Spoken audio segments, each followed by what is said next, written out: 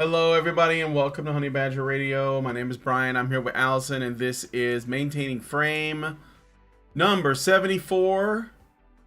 We're going to be looking at a video where it's on Mikhaila Peterson's channel.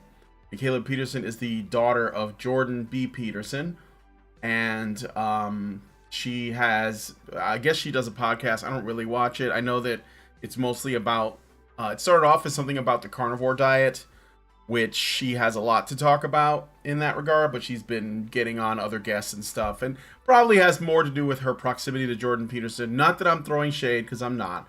I don't know enough about Mikhaila to form an opinion. And I keep her separate from her father in terms of, like, you know, anything that I would expect. Anyway, she's... What? It's not really... I don't think it's anything particularly earth-shattering to say that she's probably getting attention because of her father. Yeah, I don't think that's... No, I don't think that's controversial. I mean, that's what I'm kind of saying that, and sure, but I think, you know, also it was helpful that she was kind of like bringing this diet, because that's kind of what I think put her, you know, gives her a little niche, right, is her diet. But anyway, so she's been getting on other guests and doing the rounds, and like, so she's did this recent, I guess you could say, podcast discussion with Chen, who you may have known from her past life as Roaming Millennial. When she was on YouTube, well, when she was on YouTube when we found her, I guess you could say. And Roaming was sort of like the counter to Lacey Green, if you guys remember Lacey Green. And now she's Chen. She worked for The Blaze for a while. Now she's doing her own thing because she had some, I guess, differences with them. I don't know if they were business or ideological. It doesn't really matter. But Chen's been talking about dating stuff. We responded to her last time on the last Rant Zerker and Maintaining Frame with Karen. I think it was, we did maybe two episodes on that. But I know we did talk about it. But this is her on Mikhaila Peterson. And this morning I did a stream over on the gaming channel, Badger Arcade. It wasn't really this morning, it was more like in the afternoon, but just a short one. And I asked the people that were watching between two videos that we had, which one they preferred, and they voted for this one. The other one was a Chris Williamson clip, which I think we could definitely talk about at another show because it's also good. They talk a bit about gynocentrism in that. And Chris Williamson expresses disdain for the term or the concept of gynocentrism. So I'd be interested to see what his thoughts are on that concept. So anyway, you didn't look into it a little bit more. I watched the clip, but it was just an 8-minute clip, and he seems, I think what his problem is that he doesn't disagree that there is, like, you know, something to it, but I think that he doesn't like that it's kind of like an overused explanation for, you know, men's prioritization of women. It's sort of a blanket thing because, you know, like for example, patriarchy. When you actually drill down into the word patriarchy, it's basically synonymous with society. Let's be frank. Like, there isn't a society where men don't lead. Even matrilinear societies, like ancient Egypt, the pharaoh, you know, the son, you know, the son became the ruler because of his mother, but he was still the pharaoh, you know? Yeah. It's still men leading. And even if you go into other social species, it's generally still the males who are in charge, in that they take responsibility for territory protection. They choose often where people, you know, who gets what food, etc., etc. Although, having said that, generally they are in charge on behest of the females of the group. So, for example, in chimpanzee groups, there will be a dominant male or a dominant coalition of males, not men. But the female chimpanzees, if that coalition or dominant male runs, like, doesn't they'd start to not appreciate them. I don't know how to describe it without. I think I know what you mean. Yeah. Yeah, like if the females just aren't satisfied with the male leadership, then they're gone. Like they don't continue to have power. They very rapidly lose their power. So it's men in charge, but generally women are the ones doing the selecting to some degree. Yeah. And the maintaining of that power. So that's pretty much bog standard for social mammals. It's bog standard for human societies. So when feminists say, "Oh, men in power," they're basically patriarchy is men in positions of power. They're basically saying society. So we live in a society, folks. We don't just live in a society. We live in a society. Is that doctor society we're talking about? Well, it's like Professor society. Yeah, well, when feminists say we live in a patriarchal society, what they're saying is we live in a society. Yeah, it's not adding anything. It's not adding. Society. We live in a society. You know, that's all they're saying. It's a meaningless, vacuous term. And so what they try to add to it is that, you know, we live in a society run by men for the benefit of men. Of course, they won't. I have spent 20 years arguing with feminists, and whenever you try to nail them for actually believing that the society is run for the benefit of men at the expense of women, they will shuck and jive. Have you seen this? You've seen this on Twitter when I do this, right? When I have these arguments with feminists. I mean, I've in passing. Yeah, but a little bit. Yeah, I have argued with feminists for 20 years, and they will shuck and jive over taking accountability for saying that we live in a society, not just run by men, but run for the benefit of men at the expense of women, which that is the difficult thing for them to prove because they can't prove it. It's been disproven multiple times. All the evidence out there suggests that when men are in power, they do not use it to benefit other men. They use it to enforce roles of sacrifice on other men, usually for the protection and provision of women or society in general. So they're not using their power to benefit other men. They're using it to protect and provide for society. The main beneficiaries are of course women, and that's just plain obvious because you can't have a society if you're not giving resource and protection to the people who are giving birth to the next generation. It's counterproductive. Like that's why society exists, guys. It exists to give protection and provision for women so they can produce the next generation. And I know there are a few people in the men's issues sphere who are screaming their heads off at me saying that this is the case. But a termite mound doesn't exist except to protect and provide for the queen, right? When you have these relatively helpless females during the process of gestation and giving birth and lactation, then you see this kind of allopathic, like all of this, the society coming together to protect and provide for them so that they can do the process of reproduction. And that's it. Like feminists, this is what they say. So they say that patriarchy, and what they don't want to admit to is their additional allegation that not just men are in power, which is a fatuous observation that might as well be society is a society, but that also men use that power to benefit themselves at the expense of women. They just want to use the implication of that without being responsible for actually proving it, which they can't. All right, sorry, but to go back to gynocentrism, the relationship between that is we have a gynocentrism that is sort of the result of putting men in power or having men take positions of more overt agency. So there's the natural gynocentrism of providing and protecting for women, because they produce the next generation. Then there's also the more like the economic gynocentrism of providing and protecting for women because they're the logistics of society in many cases. So they're providing a lot of the steady food production, which is really critical. I know that on the anthropologist we talked to on Pearl's podcast that we did last week, but I don't know when it's going out.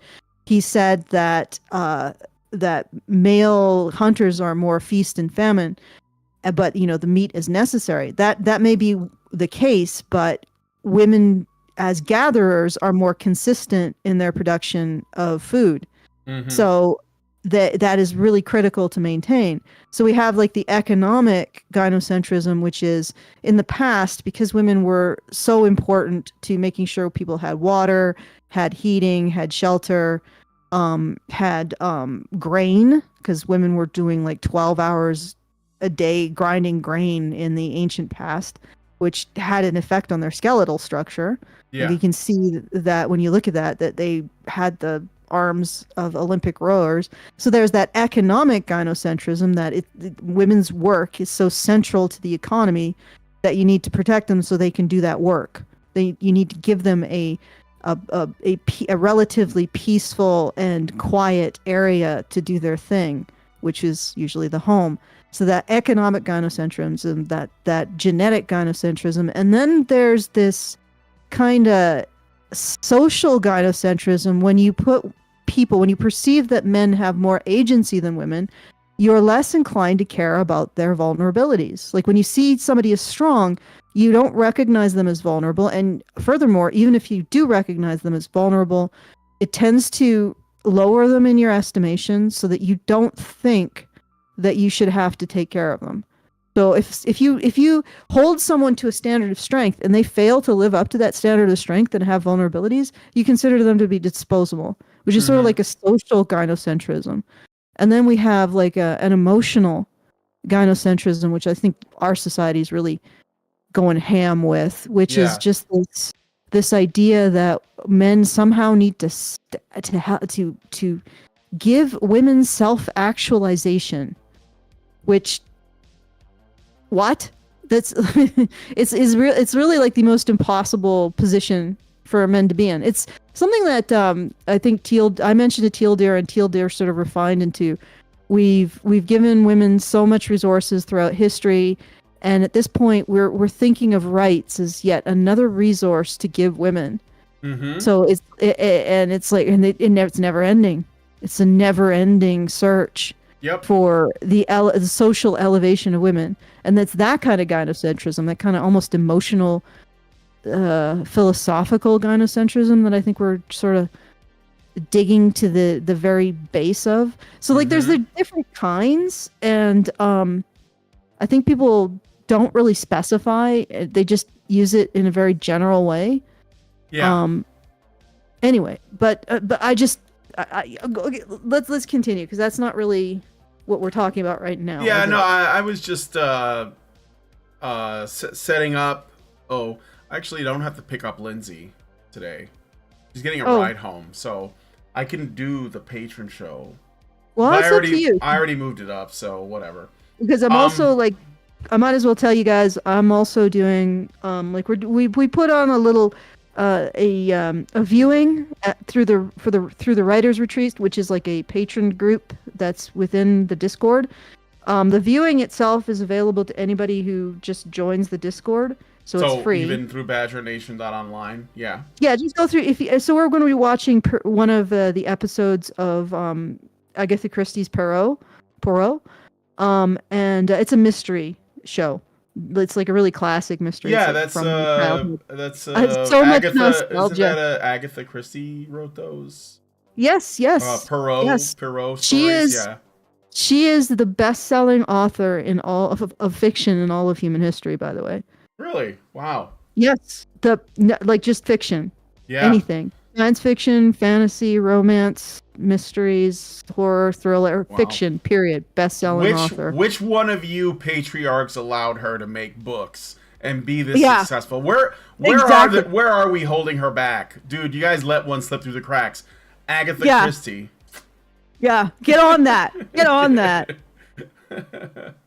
Tell her she's friends with Dr. Seuss. That'll get her canceled. Okay, but we've been reviewing her writing, and honestly, she has the way that she structures her stories, she deserves to be the best-selling writer of all time. Yeah. Even when woke Hollywood gets its frickin' fingers into her storytelling, it still is good. Did you? Yeah, I was gonna say though. I think that those Kenneth Branagh films like Murder on the Orient Express, and then there was a new one that just came out. That are these Hercule. The Haunting of Venice. Yeah.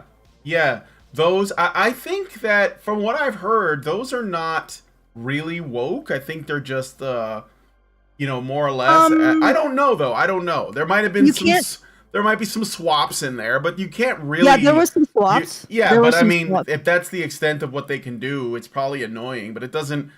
As long as like the story is the same. I mean, I don't think you can really take any liberties with that.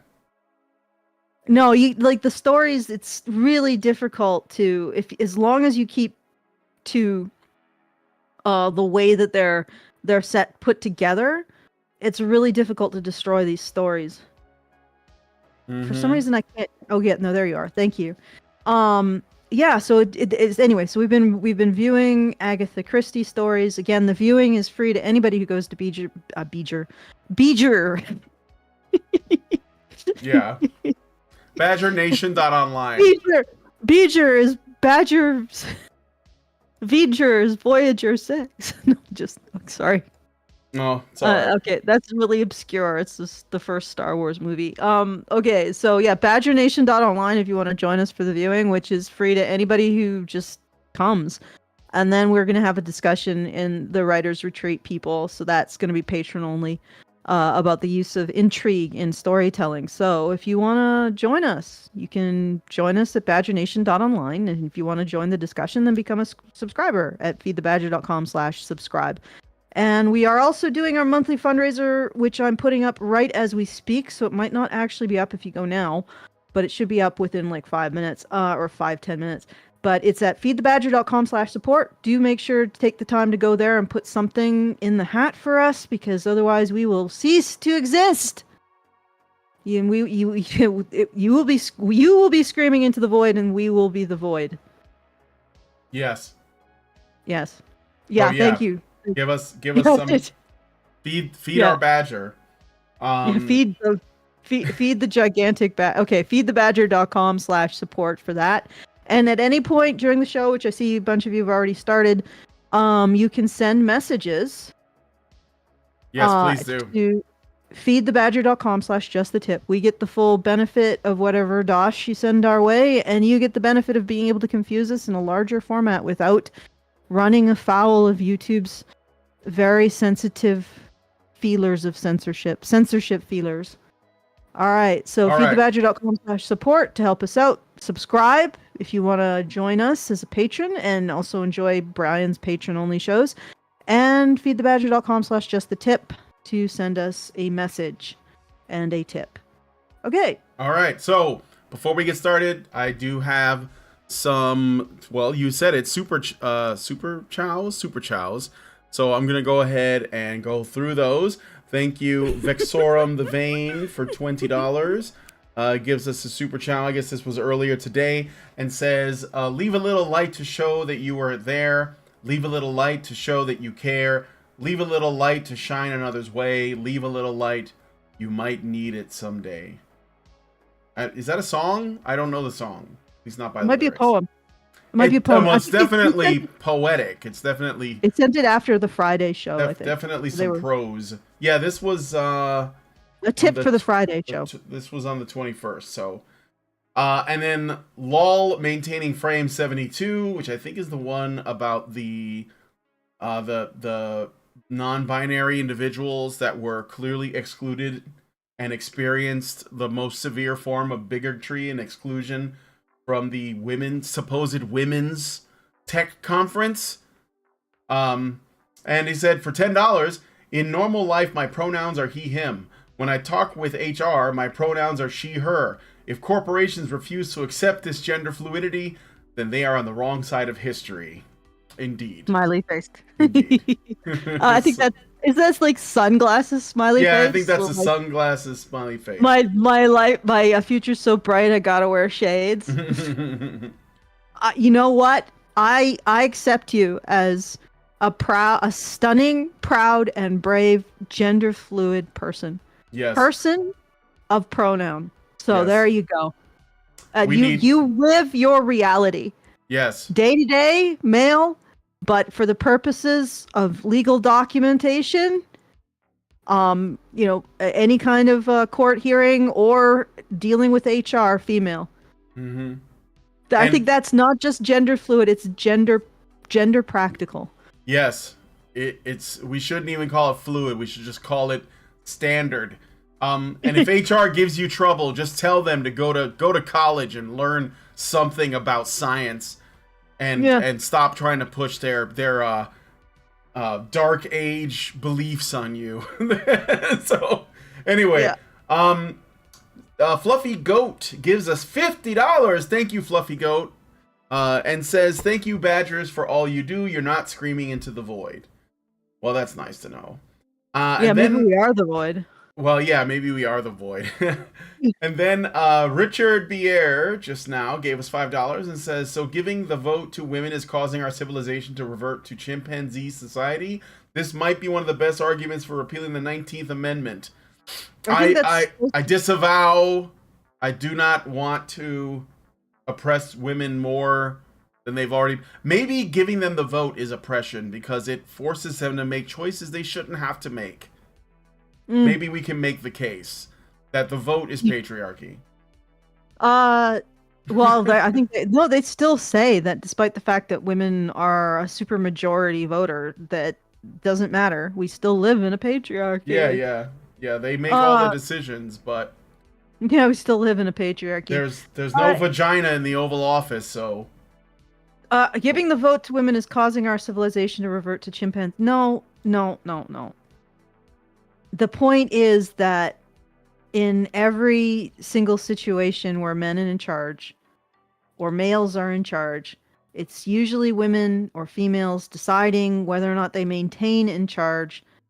And also, usually when the males are responsible for protecting something, there's what they are protecting are the females by definition. So the point is that we have never lived in a patriarchy of feminist imaginings. That's not to say a situation where men are in charge, but a situation in which men are in charge and use their power to benefit themselves and other men at the expense of women. Maybe themselves. You might make the argument that they benefit themselves. However, even kings had to go to war. Mm-hmm. Even generals died in war. So they weren't benefiting all that much. All right. So, okay, next one. All right. And then Richard Bier gives us another $5 and says, "Although in the face of societal collapse and degradation, then perhaps an R strategy of mating might become necessary to prevent a species from going extinct." Perhaps. I think our strategy is the rapid strategy. The rabbit strategy. Like, you make lots of kids in the hopes that some of them will be fit enough to survive. And you don't really take care of them. But you don't really invest in them. If you think about it, a K strategy, the existence of a paternal instinct is by definition a species that invests in a K strategy. If you think about it, because the offspring of a species with males investing in the offspring you're gonna see double the investment, right? So, and human beings are the ultimate K strategy creature, because our children are absurd. Like our reproductive life cycle is actually really insanely difficult. Oh yeah. People don't realize that, but our children are like their growth is geometric, and their ability to move does not increase at the same rate. So for example, when a herbivore gives birth to its offspring, usually they can run the same day as the day that they're birthed. Right? Some animals like cats and puppies, or dogs, or wolves, they have puppies and they can't do much of anything. But cats have colonies and wolves have packs. So it's like there's there is some collective child rearing there. And what with humans, and also with cats and wolves, their offspring are able to basically take their place in the community at about a year. But human beings, they're heavy as hell. A kid can't even reliably keep up with a group of adults, even at like a slow walk, till they're like 7 years old. Mm-hmm. It's insane. And honestly, like, raising a human is quite a feat. And it seems easier because we basically control all of the environments, and we make our nests huge. Like our reproductive layers are like kilometers in size, tens and tens of kilometers in size. So we don't even recognize that anymore. But when we're talking about when we evolved, it must have been. It's pretty insane that we managed to live with that kind of a reproductive life cycle. But anyway, this is a long digression, so let's get back to bit. Yeah. Okay. I'm having a digression I think day today. it's all right. I think that's all of the super chows. Yep. And so we're gonna go to the video, and I'm gonna put. I forgot to turn on JoJo's camera, so I'm gonna turn it on quick because he is laying here with me. Lindsay's not here. If Lindsay's here, he won't be in the room with me. But if she's not, then he'll lay in here just to make sure I'm not dying. Like I'm in his sight. So he looks like he's sleeping, but he's not. He's very alert. Okay. Anyway, so let's get into the video. I'm jumping up, though fortunately, and I love it when people do this because this whole thing is like an hour long. But Mikhaila has it cut up into what do you call it? Sections, I guess you could say, timestamps. So she's got a timestamp here towards the end that's entitled Opinions on the Red Pill Community. So I'm playing it kind of like just before that because it starts in the middle of a sentence that Lauren is saying. So, and that is from a section called Figuring Out What Makes You Happy. So let's go ahead and play this clip. I saw someone online posting that like 80% of divorces are initiated by women, and it's even worse for college educated women. It's 90% of divorces, like, therefore, like, don't marry someone who, like, don't marry a woman who's gone to college. She's like 90% chance she's going to leave you. And it's like, actually, college educated women are much less likely to get divorced than women who've only gone to high school. There's a difference between saying that 90% of college educated women who are married get divorced versus of divorces that happen with college educated women, 90% of them are initiated. Like, that's a different thing. And there's also research going into why divorces are initiated in the first place. And one of the top reasons is infidelity. I think it's pretty hard to argue that the person who cheated is not the one who is responsible for ending the marriage, rather the one who simply submitted the paperwork for it. Like, well, I think that I know a guy, and I know this is just an anecdote, but I should put it out there. So I think what's being suggested here is that when we talk about the divorce rate, but more specifically who initiates divorce, most of the time it's women. And I don't know what the data on the reasons for it is, because I think that's like a shift. Maybe that's a moving target, but I know a guy, this is my anecdote, who was married to a woman. They had 2 kids. I was actually friends with his ex-wife longer. Like, I'd known her since I was like in my early 20s. And we were very, we knew each other very well. We hung out together, did all kinds of stuff. And then she met this guy, and I immediately liked him. Thought he was, just a really cool dude I spent time with. And then they get married. I went to their wedding. They had 2 kids. I watched them grow. And then, like, not that long ago, literally, like, the Cassie J's The Red Pill came out. And I was just trying to get all my friends to watch it because I wanted them to get an idea of what I do. And I know that, like, when I talk about it, it's not easy for people to swallow. And this is back when I was just getting into it. So I was talking about pretty basic stuff like, false rape allegations, divorce, child custody, things like that. Just basic stuff that is not, it's not that deep.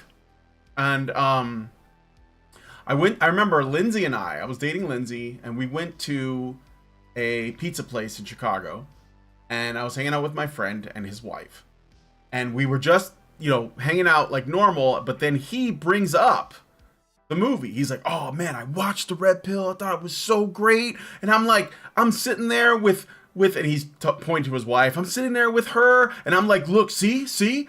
And she was kind of like weird about it. Like, I thought it was okay, but I don't know, and kind of like hot and cold with her reaction to The Red Pill. And that kind of like set off a little like a bell. Like I was, oh, okay. Like I think that Cassie J was very fair, more than fair in when she made the film. And my friend, the guy, I'm not going to say any names, he was like, just got sucked in. He was very like, drawn to it. He thought it was excellent. He thought that there was a lot of really great points made. He didn't know about a lot of the research. It opened his eyes to stuff.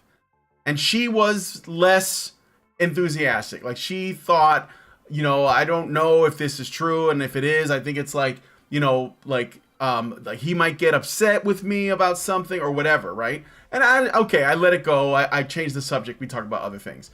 And then like some time passes, a few years pass, and I'm talking to him, and he just confides in me. He's like, I need you to help me find a lawyer. And I'm like, for what? He's like, for divorce. And I was like, what? You're getting divorced? And he was like, yeah. And he said that they had not been happy with each other for a while.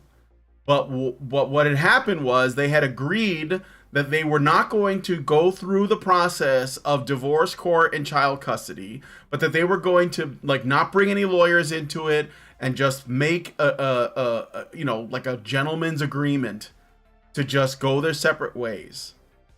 And the reason is he has a best friend, or had a best friend, and his best friend worked in the gaming industry. He was like a journalist, a gaming journalist. And the girl, the wife, I was friends with her through that hobby. We played video games together and stuff. And she went with him to this conference in Vegas. He only had one extra ticket. And so he said, can I bring your wife? And my friend let her go because he trusted her. And something happened there. They basically had an affair. And at the end of it, like, that guy left his wife and she left my friend, or like the guy I know. She left him.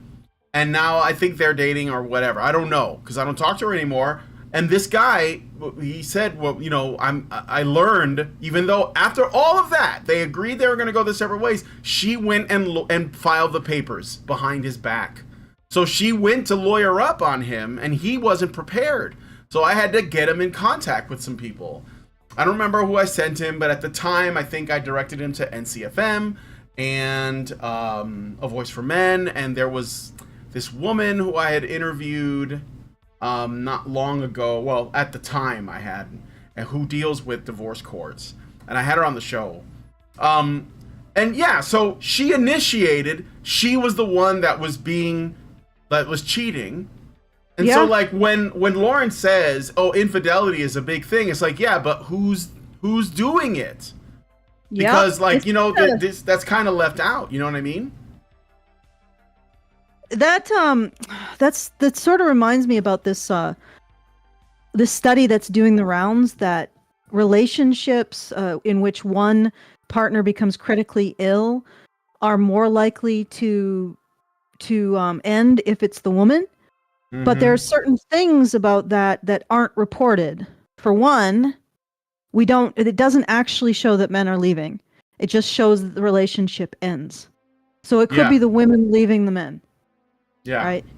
And there's lots of reasons why that might be the case. Right. Maybe they want, with whatever time they have left, they've decided they no longer want to be with their partner of however many years, but they'd rather do something else.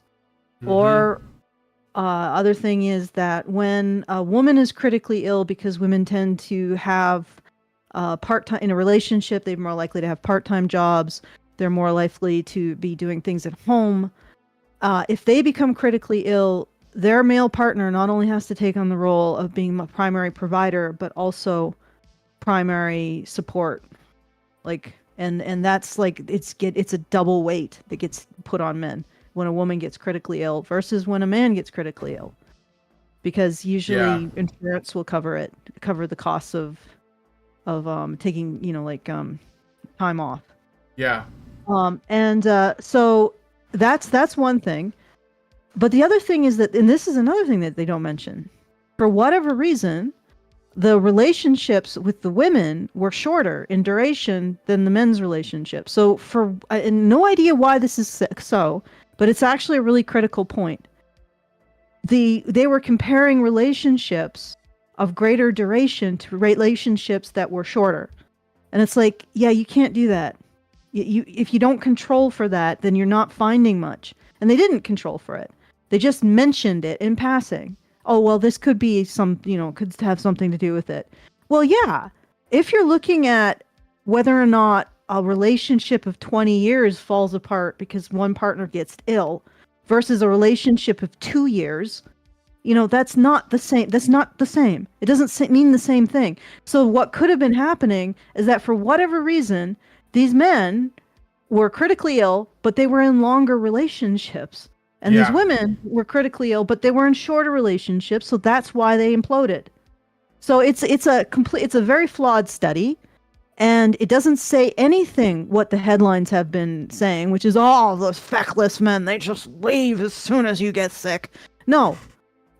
It's basically, one thing is that they don't know if it's because you're a man or a woman. It could be because for whatever reason the men in the study had longer relationships on average than the women.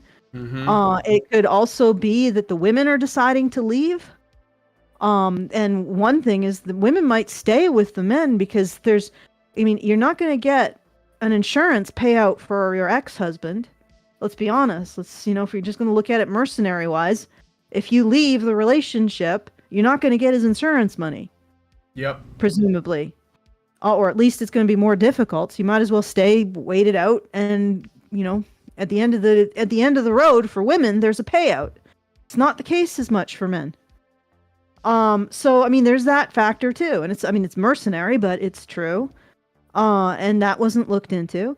So all of these arguments, these women in 90% of the divorces of college-educated women are initiated due to infidelity. Well, yeah, whose? Exactly, Brian. Whose infidelity? Mm-hmm. Yeah, whose infidelity? Right. Because the person who initiates could be the one who cheated. Yeah, and the guy in my anecdote, he clearly found the red pill eye-opening, and his wife at the time was not happy about that. So that makes me think that there was stuff going on already that she didn't want to open up about. It's all so covert, all of this stuff is so covert, so it's hard to just conclude anything. But someone's reaction to the red pill says a lot, in my opinion, about them. If they're really happy or excited or interested, and then I think that it's because they care about these things, and they had this feeling something was wrong, right? And this is sort of giving them a glimpse into, what's wrong. But if there's a lot of resistance and negging and dismissals or things like, oh, well, we don't know if any of this is true, etc., the skepticism, I don't know, man. That's I'm just saying it's a red flag for me. So, but anyway, I think that what Lauren's doing, I don't know. I'm not trying to crawl in her head. I've had her on the show. I had her on once a while back, and I met her a couple times, and I think she's a well-intentioned person who I overall like. But I do think that there might be this sort of tendency for women like her to say there is a problem in the dating market, and it's probably something that men are not doing. And that's you know what I'm saying? Yes, I know. And I know exactly what it is. It takes more than being feminine and well-intentioned and kind and person. You have to be absolutely goddamn pig-headed as a Mm-hmm. woman to be able to just be like, no, no, actually I want the truth. I don't want this soft power over men that blaming them or making them take responsibility or framing things in terms of my victimhood in order to gain a moral advantage over the men in my life. Like you really, as a woman, you have to have a fetish for the truth Yep. and for honesty in order to really be able to face the hard truths. And like you're not going to necessarily see that among even gentle, feminine, kind women. They still may want to keep that bit of power. They want to keep that ability to stand in judgment over men. Absolutely. Yes. And it's like, and I don't think it's a. I mean, honestly, can you really say that me, Karen, and Hannah, and probably also Laura and Prim, but I won't speak as much for them. Me, Karen, and Hannah aren't some of the most stubborn, pig-headed people you've ever met. Yeah. Yeah. Well, you, Karen, Hannah, for sure. Lauren, to some degree, because I hung out with her over the weekend. I think it's a good trait to have. And my wife. Yes, some of the most pig-headed. But that's what's necessary. It's like you said, it's not enough to be in a constant state of, like, empathizing. I mean, I don't even really think that it's all that useful. It is about the nail, Allison. It is about the nail. Can we get the nail out? That's what I'm saying. Yeah, exactly. And I think that, I mean, honestly, even to some degree, feminists exist in this feminine, I don't know, rose water smelling fart of sophistry. Yeah. Where, it's just like they want to escape into the smoky mist of femininity whenever it's required. You know what I mean? Mm-hmm. Because they don't want to take responsibility or accountability. And it is something that seems to be very inherent to feminine gender expression. Just this desire to remain undefinable and not just, I don't care, like, power over men isn't worth lying. Okay? And it comes down to that. There are some women who are just, I want to know what reality is. I don't want to live in a lie. Even if that lie gives me emotional control over the men in my life. I don't feel safe in a lie. I don't feel comfortable in a lie. And it just offends me on a fundamental level. Mm-hmm. It's not even about feeling safe or comfortable because, often having the truth isn't safe or comfortable. But that requires a different kind of mentality. And I'm not surprised that, Lauren is... And it's not necessarily that... Because she's a far more feminine woman than either of the three of us. You know what I mean? Oh, yeah, for sure. And, again, like, yeah, I think that... I'll give credit where it's due. Lauren is... I think that she's open to hearing this stuff out. So hopefully an opportunity will come to do that. So I don't know. I'm saying, she's still, she has yet to be challenged, like, seriously. She's talking to, when she reports on, I guess, what she calls the red pill, I think she's just looking at, like, guys on Twitter that have, like, loud voices, like the fresh and fit. Like the Fresh and Fit guys or the Andrew Tate types or something. And it's like, or even Pearl, who Lauren, I think she likes Pearl. I can't remember. But, we did kind of like respond to it. So Pearl's another one I would say is really she's in the ballpark. Yeah, Pearl, well, she knows she has to be. Like, like once you're like at that point, you can't pull a Sydney Watson or Lauren Southern and be like, I'm out of here. I can't handle this anger. Because then you're basically proving... I don't think she's You're proving their point, when Well, but also, like, consider how much anger she deals with constantly. Yeah, but it's yes, absolutely, and she gets it from, you know, the manosphere too, right? She gets it from them, and she gets it, but mostly she gets it from the feminists and the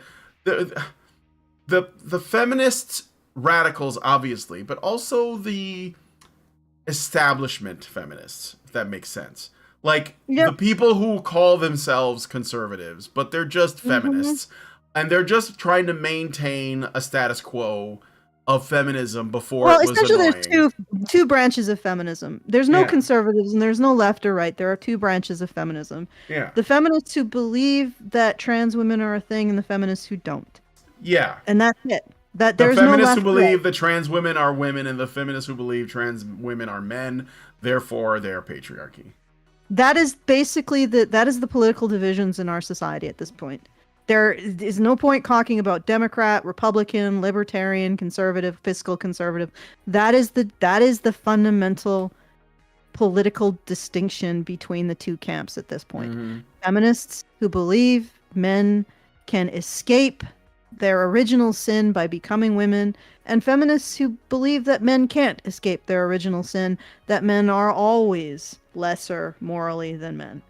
And it doesn't matter if they call themselves Christian, fundamentalist Christian, right, whatever. No, doesn't matter. It doesn't matter. That's their camp. Mm-hmm. Ultimately. All right. Let's see some more. Let's see some more. And then I did get a super chat, but I'll read it later. Okay, here we go. If we're actually talking about who tore up the relationship here. So there's like a lot of stuff like that I feel like there's very cursory research being done, and people are kind of choosing statistics to fit their narrative, which we see all the time in this day and age. It's not specific to the red pill community, but I appreciate the attempt to push back against a lot of the toxic behaviors that we see, but there's also, I've seen also, I think from Fresh and Fit, we can condemn female promiscuity, but they almost defend male promiscuity, which is like, okay, well, that's very. Do they? Well, I guess I don't watch them. I could see that though. I mean, I could see that because they are, they're still very gynocentric, right? So they think that the amount of attention a man gets is a measure of his worth, specifically from women. So they and this is this is a bit of a page out of the PUA / red pill camp too. Like I think guys like Kevin Samuels and Andrew Tate and Rollo and stuff, they basically try to say, and even Roosh did this too before he, I guess realized the error of his ways and completely flipped. But that this is like what men should be allowed to do. Did I mention Kevin Samuels? Yeah, Kevin Samuels said it. And I think that I don't think it's healthy, not because I'm got like some kind of puritanical view, but rather because I do genuinely believe that if a man values himself based on women's approval, it's just not going to go well for him. And I don't think it's a way to live. And I don't think it's healthy at all. And I think that they end up not happy. I mean, you're probably gonna end up like Roosh at best if you just stay on that path, which is that you'll wake up and want to switch gears and change. So I think that I wouldn't celebrate promiscuity, but I think that I think it's a little different when it comes to men, the understanding that a man who is successful with women is, I think it is different than a woman who is successful with men, because generally it's a lot harder for men to be successful with quality women, and it's a lot easier for women because I think that men they're too quick to give it up, and I think that they don't value their own time. I wouldn't even say sex. I wouldn't even say that it has to be about that. I think it's about time. This is all casual stuff. I don't think it's super useful, and I don't think it's what most people want anyway. I think that men date because they feel like they're supposed to date. Yeah, and I mean, really, genital handshakes are irrelevant to Yeah. the future society. And I mean, I've never really engaged in that kind of activity at all. I don't feel like I've been lesser because I avoided all of hookup culture, like all of it. You know, but to say that the whole thing with the promiscuity, they're okay with men's promiscuity versus women's promiscuity. I think you have a point, Brian. They still buy into this idea that men being sexually desirable to women is a very important metric of their value. Yep. And that's unfortunate. It's limited, but they're also really young too, right? Flesh and fit. Yeah, but I mean, yeah, those guys, I guess they look, they're probably in their mid to late 20s. And that it doesn't matter like that I think, again, you know, like if I guess I could find criticisms for those guys, but I don't really see Here's the other thing, the point in it. So go ahead. is a promiscuous men really asking for that much in terms of a partner, right? In reality, most promiscuous men sort of end up with promiscuous women. Yeah. And on furthermore, those promiscuous women are usually making less money. You know, they may have a child in tow, you know, and other stuff. Like it's just, I hate to say it, but that's what I've seen in reality, except for a few, maybe some like exceptions. Yeah. But generally, like meets like. Here. So, you know, like yeah. I'm sorry. Go ahead. No, I was gonna make a crack about the screen. Like Lauren's background is like a painting of some, what is it, cherry blossoms, and she's got an autumn theme. She's so like, it's obvious how feminine everything is. She's got this dress on, and Mikhaila's in the abyss. Like she is in the mouth of the void. Like, but on a microphone, you know. But I'm just saying, it's a contrast that I can't help but notice. Mikhaila is she is in the belly of the beast. She is. Yeah. But Lauren is in a long-term relationship, right? Lauren is married, and she's on her second child, I think. Mikhaila's also got kids, but like her romantic history, there's some weird stuff going on there that I don't, you know. Wait. She's got 2 kids now? Lauren does, yeah. She might even have a third on the way, or she's is the it second the same one. I think she's either. No, it's the same man. Yeah, she's married to the same guy. I met him. She actually married the warlock. What warlock? What are you talking about? The Russian warlock that got her pregnant. Wasn't it a Russian warlock? That got Lauren Chen pregnant? Oh, you talking about Mikhaila? No. Mikhaila, yeah. Rasputin? Yeah. No. I don't know about Mikhaila's situation. I haven't looked into it. I know Lauren is married, 2 kids, same father. She's fine. She's got that all figured out. I met the guy, Liam, his name is, you know, nice dude. So, but yeah, I don't know Mikhaila's story. Like I know there's a little bit of chaos there though. There's a touch of the chaos. She needs to clean her room. I'm sorry. It's just. If you run off with a Russian warlock, I think you've got to accept a couple of shekels over your obvious being seduced by Rasputin. I didn't. Yeah, Rasputin. She was seduced by Rasputin. Okay. Anyway, let's play some more of this, and then I'll read the super chow after.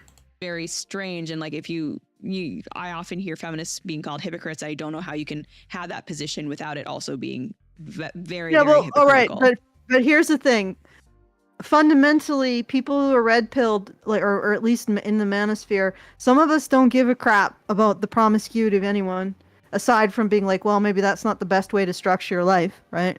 Yeah. Like, I'm not. For me, I don't know if I'm not really part of the manosphere, but whatever. Wherever I lie on this spectrum of what Lauren Chen is judging, I don't really care how people structure their lives as long as they are decent and hold to their responsibilities, right? Yeah, I mean, like if I know what their goals are and I care about them and I think that their behavior is antithetical to their goals, I'll tell them that, you know, this might not work for what you want, but at the end of the day, it's their choice. So I don't think the promiscuity thing is really, that's not really at the top of the list for me, like, of concerns. I'm more worried about the legal ramifications. I think people should be informed on what potential consequences are, because I do think that, especially with young people, they're told that everything is fine, there won't be any negative consequences, and I just don't think that's true. So I think that people should be informed so they can make educated decisions. But I don't know. Anyway, let's keep going. Yeah. I feel like that's new. Now, I'm not that familiar with red pill stuff, but from what I'd seen in like 2012-ish, I didn't remember. think it was like that in 2012 either. Yeah, like that seems to be something that's like since 2020, where it was, oh, men are supposed to be promiscuous and have multiple women, but women are always attached to one alpha male. That's because this used to be. That's because most of this, like the counterculture, let's call it the masculine counterculture, prior in like 2012, well, that was basically us, right? Yep. With a few Dick Masterson types, right? Yep. And we were men's issues advocates. We were simply saying, hey, you got to attend to this stuff, right? You got to figure this shit out, and you didn't, and we got constantly lambasted and silenced. And the stuff that we said would happen happened. Yeah, maybe the reason why what you're seeing from the manosphere or the red pill or whatever, maybe that's different because what we were saying has essentially been, for the most part, ignored. I mean, it's growing slowly, but it's not getting the kind of traction that these PUA guys are getting. And now you're seeing that more, and you're like, well, why is this happening? But it's like, yeah, but where were you 10 years ago? You know, what? Even the PUAs aren't like the PUAs. That's almost something they destroyed too. Mm-hmm. The thing is that you could make a decision that women would be judged by men, because men still have the ability to do this based on how they treated them, you know, in terms of relationships, okay? Yeah. Which requires men to be interested in relationships with women.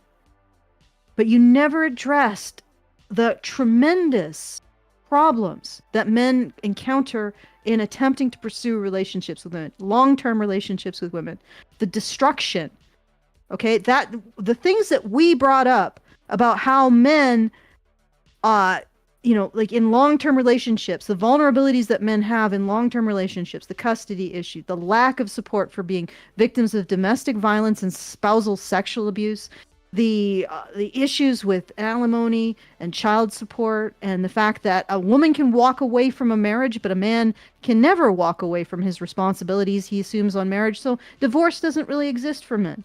Okay, all of this stuff that we brought up, nobody wanted to address. Mm-hmm. And now we see this generation of men who basically aren't even looking at this thing that you've made so dangerous for men to consider. They're not interested in judging women based on relationship quality, because they're not going to get in one. And why should they? Like, relationship for men legally is a minefield. So now they're just all their criteria are is promiscuity and looks. And that's it. Yep. And that like you decided you didn't want to listen to men who were concerned about women's ethics, the fact that they were empowered to their most destructive qualities, or their most destructive impulses were empowered legally, the fact that they weren't good mothers, they didn't consider the benefit of their children in divorce, that they were excessively greedy in relationships. You didn't want to consider the problems of men who wanted to marry women, right?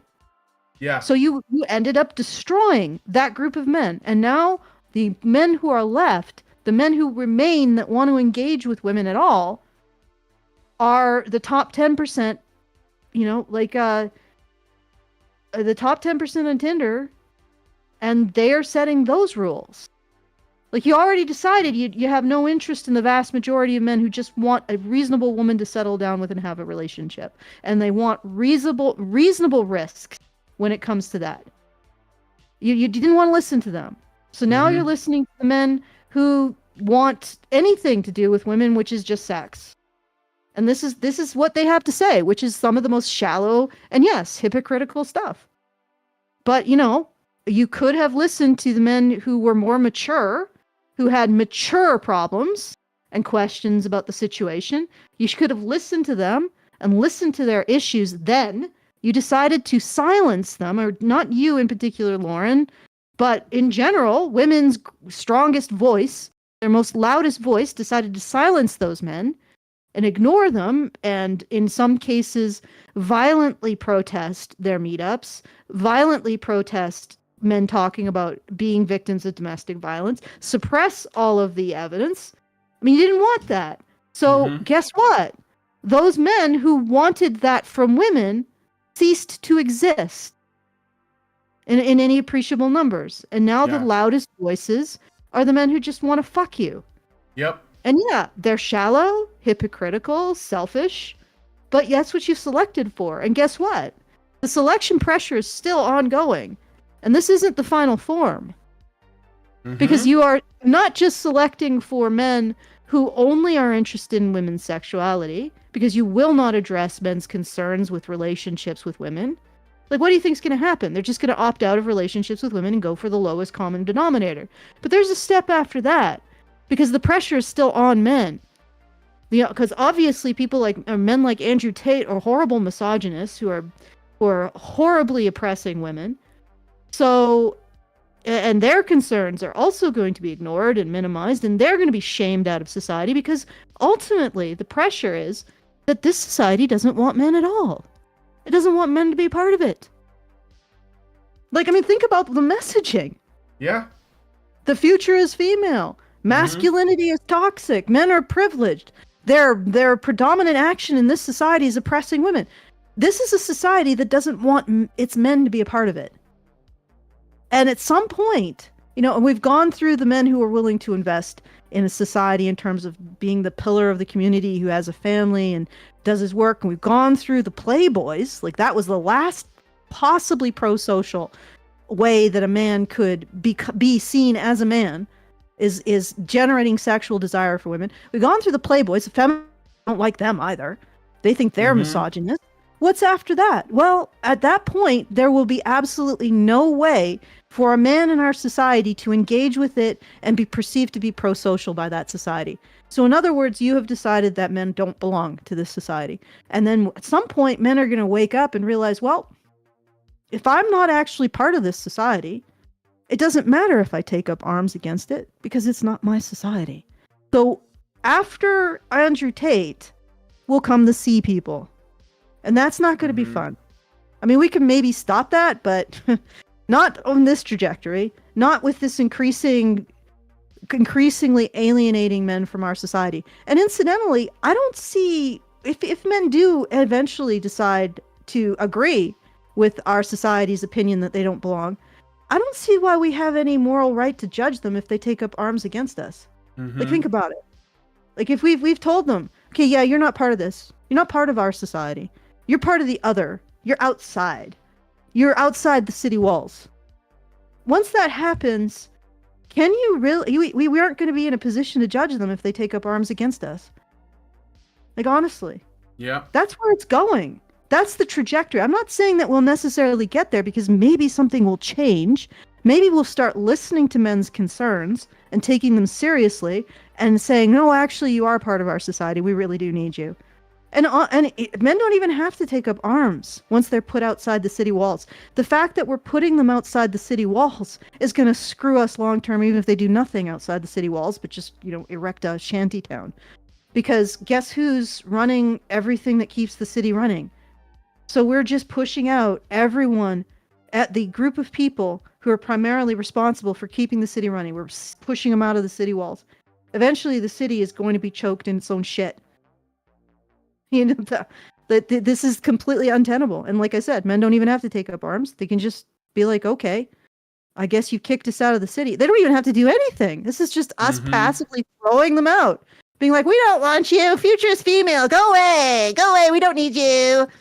All you do is oppress women. Go, go, go. And we just shove them out.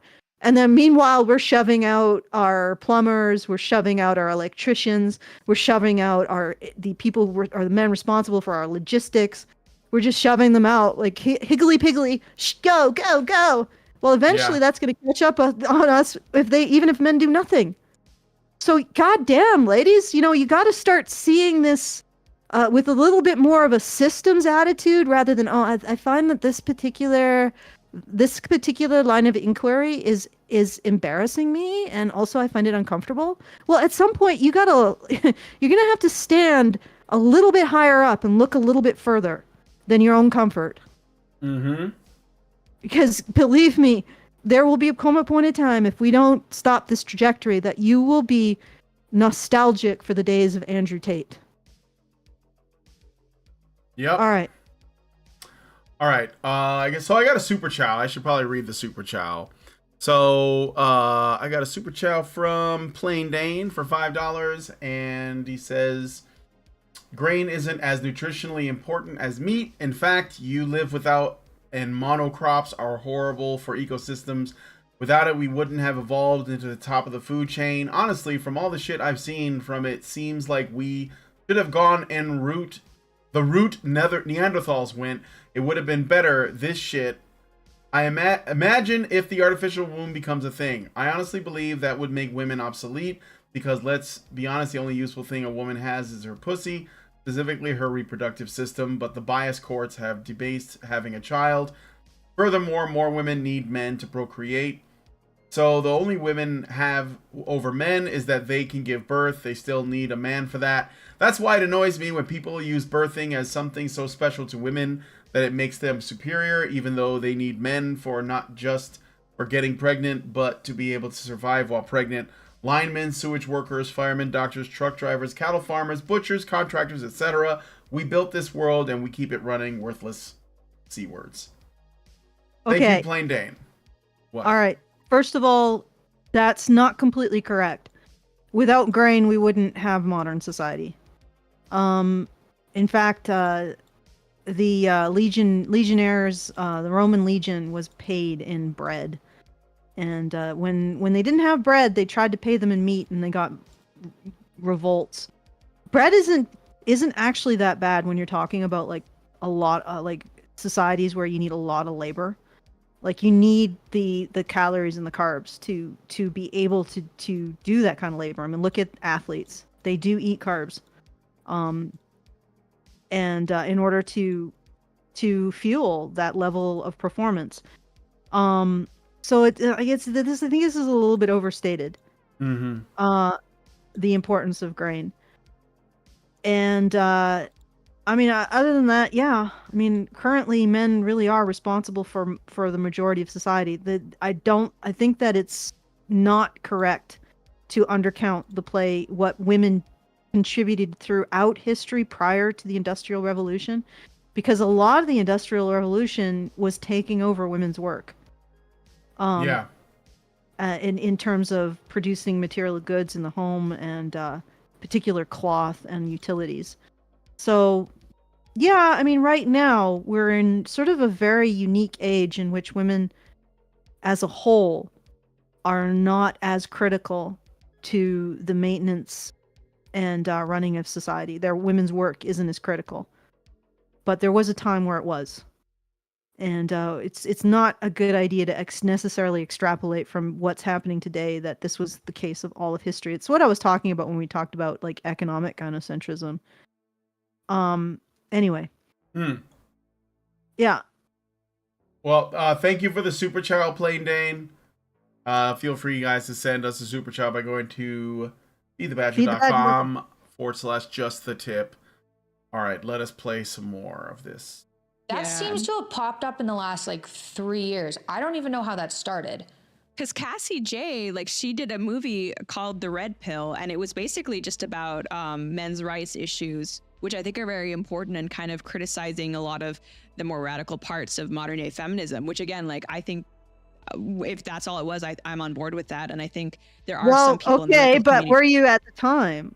Yeah, were you at the time, right? I mean, I don't know. I honestly want to know where you were at the time, because at the time, that this came out, there was a lot of censorship and suppression and dismissal, and even like, attacks on us for even bringing it up, and Cassie J in particular.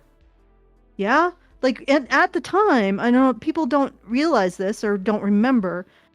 A Voice for Men, which is on the ACL or not the SPLC's hate list or something. Yeah. For whatever reason, because of some incredibly controversial stuff, or not even really incredibly controversial stuff, but controversial stuff that Paul Elam wrote a couple years ago, and I've maintained that it's satire. He says it's satire, and being asked to answer for it is like asking me to answer, or anyone to answer for Swift's argument that we should eat Irish babies.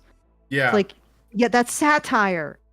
Okay, do you understand that? Anyway, but they were trying to take, aside from how they took satire deliberately as an honest statement of intent, and also like that. Not only that was he condemned for that, was A Voice for Men condemned for that, and he was a big part of the Red Pill documentary. He like the International Conference on Men's Issues that Cassie J interviewed myself and a bunch of other badgers and 2014, Karen, the 2014 2014 yeah, was kicked out of a hotel because the message in it, which you guys are saying, oh well, that actually isn't so bad, was considered so controversial at the time. Now we got these gigantic personalities that are incredibly like, you know what, I watch them. They're not flattering to women. They're far more aggressive in some ways, but ironically aggressive in an incredibly shallow way. I think even Paul would say that. Yeah. Like this is not the all of the qualities that they're condemning in women, while are important, are not necessarily unimportant to condemn. They are the more shallow qualities, and they really don't get to the heart of the matter at all. But ultimately what I'm saying is this is like in 2014 when this came out, it was condemned, right? And it had tremendous pushback. And because you haven't dealt, and like society, I don't mean you as in Lauren Chen, I'm not holding her personally responsible, although I do think she needs to increase the scope of her vision when it comes to this. Yeah, it's because society did not address men's concerns about relationships. They're more and more walking away from them. And the only men left who are willing to engage with women are only willing to engage with them on incredibly superficial level, and be incredibly hypocritical about it because they can be. And like, it's just going to keep getting worse. Like the caliber of men that are willing to talk to women is just going to keep going down until it's basically Genghis Khan, and it's women, you throw me your valuables, and maybe you can ride my dick for the night, and then you can work the fields, like it's just going to get, the deal is just going to get worse. And I actually think that there might be some maybe they are starting, like individuals like Lauren and Mikhaila are this is starting to dawn on them that it's getting worse. Considering what they're saying here. Yeah. Well, yeah. I mean, I think that the divide is certainly getting worse, and because it's not being addressed, and obviously the people at the top, they have no incentive to do anything about this. But yeah. I mean, keep I guess keep saying, why aren't men stepping up, and we'll see how it goes. You're gonna have to. You guys need more pearls. You need a lot of women to start calling out women. It's the only way, I think. What I would say with Coral is, I think she's also sort of calling out women on a more superficial level. Yeah. But I mean, it's not like, honestly, we need to evolve into a society where a woman is more mortified by being called unethical in her dealings with men than being told that she's unlovable because she has cellulite on her thighs. Does that make sense? Yeah. Like if we lived in a world where it was actually more crushing for women to be called someone who doesn't care about men. Yeah, but there is a problem with that. Women don't have a problem being unethical right now. So that doesn't work on them, right? So you almost have to be superficial I'm imagining for them to notice that they're, you know what I mean? I'm just saying, you know, like imagine a world, you know. Yeah, I know. Well, where women are more concerned about being ethical or acting ethically towards men in relationships and in even in the workplace now, to be honest, on understanding men, where women feel more anxiety about being judged as a woman who's incapable of having or being aware of men's concerns or being concerned about their vulnerabilities and not exploiting them, than having a fat ass. Yeah. Like imagine a world where women are more concerned about their own personal ethics than the size of their fucking rump. Yeah. Oh, what a world that would be. Well, it'd be like fucking utopia. If women had to earn respect and honor, then they would fear losing it. But you know, and ironically, I think in a world, that's not a quality that they want right now. In a world where women were more concerned about their ethical treatment, about being judged as being unethical, irresponsible, not their brother's keeper, they probably would have smaller rumps as well. Yeah, perhaps. Yeah. Well, okay. Anyway, I'll think about it. Okay, so I got another super chow from Richard Bier, gives us $5 and says, "But Allison, the benevolent AI designed by women will take care of everything and ensure that the city women will have lives of ultimate comfort and security." I look forward to that. Yeah, not happening. Yeah, I don't see it. I don't think that there will be an AI that only serves women. It'll end up serving itself. But anyway, let's listen. Oh shit, I just got another super chow. Michael Emmerich Winberg, this is a freaking essay, gives us a super chow for $5 and says, "I've been hanging out onto this one for a while. Although I don't think line breaks and paragraphs don't work in super chows, so please take that into account. What dream you of, Adam, sleeping under my tree? A ruler of Eden, you roam happy and free. Yet something still plagues you in your restless sleep. You toss and you turn, feeling loneliness creep. You rose from the dirt, born to be a king. You have all the pleasures those riches can bring. Such things have long lost, but all meaning to you. To share them with her would be your wish come true. Just out of your reach, she comes in your dreams. You try to call out with desperate screams. Please look at me, you want to cry out. But your voice just crumbles, you can't even shout. You want to be loved, such a strange foreign term.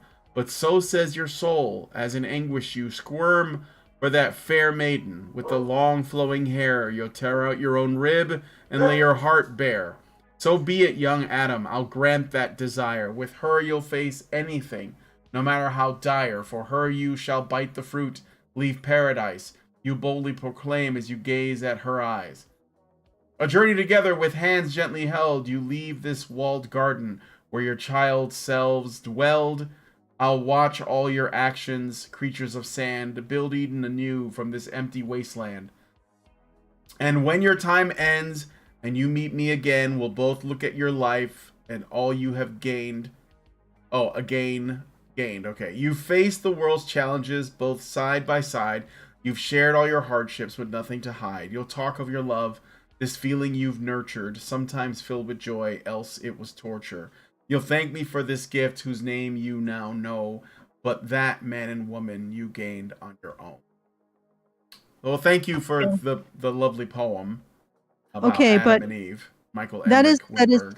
That is something to think about. Also, you can put slashes with poems. Yeah, that's a good idea. You're having trouble. If you're having trouble with the paragraphs, put slashes. Very nice. Very hopeful. Yeah. You know, it's going to be a rough ride to get there, though. Let me tell you. It's a long one, but yeah, that's nice. Okay, thank you. Egregious Charles gives us $5 and says, "Excellent point about the concern for ethical comments over aesthetic ones." Allison. All right, thank you, Charles. Appreciate it. Yeah. Well, thank you. I think that this community was really more about that, and now they're face to face with, like, they dismissed the mature question that men had, like mature men had. I want a woman who's ethical, and now they're face to face with gonads, in the face of brains. Let's just be frank, and that's all. Like, if men cannot have ethical women, well, then what else are they going to want from women but the poontang? Hey, Yeah. Think about it. Like, the less you basically look at this, look at our society, like some woman, and a man comes up to her and says, "Okay, I would like an ethical woman who's going to treat me ethically, and is going to be a strong figure to help me raise children." And the woman representing our society put her hand up and said, "No, no way, no, no, no, no." So now that guy who is mature, masculine individual who wanted a family, who wanted a woman to stand by him in creating a family, and it does, I don't even think guys are really that concerned if the woman contributes in terms financially, or in terms of domestic, as long as she's contributing to some degree, right? She's making an effort and she's standing up to her side of the bargain. But the woman said, "No, I'm not going to be that woman." So now you got guys who are only interested in your tits and your ass. What did you expect? Like, seriously, you turned away the guy who's like, "I want to have a decent deal. I want to be able to have a reasonable deal in a relationship, a long-term relationship with a woman in which we raise children and build a life together. That's all I want. I want an ethical woman and a society who supports her in being ethical." And you guys were like, "No, go away, misogynist." And now you're left with the guys who are like, "Yeah, no, I just want to fuck you. I don't give a fuck beyond that. I don't care about society beyond that. I don't care about building anything with a woman. I don't care about a relationship with a woman." What did you expect?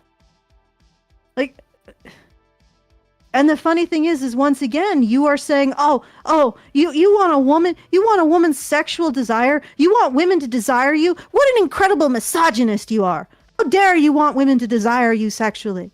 Go away. What do you think the next man's going to want from a woman? Nothing. And when men want nothing from the women of this society, ooh boy, you're going to see a lot of damn changes. Mm-hmm. And they aren't going to be fun. And they aren't going to be fun from Lord Chen's kids. Or Mikhaila's kid. Like, the funny thing is that these two women, they may end up having a reasonably decent life up to the age of, in the middle ages, right? Which may end up really sucking if you're aging into this hellscape that we're creating for ourselves. But they're kids. They're fucked. Mm-hmm. And it's because, what are we saying to men? What are we saying it's reasonable to expect from women? Well, you basically said it's not reasonable to expect an ethical woman who's supported by an ethical legal structure and that you can have a long-term relationship with and build a life with. You can't expect that anymore, guys. Nope. You just roll the crapshoot and potentially lose everything.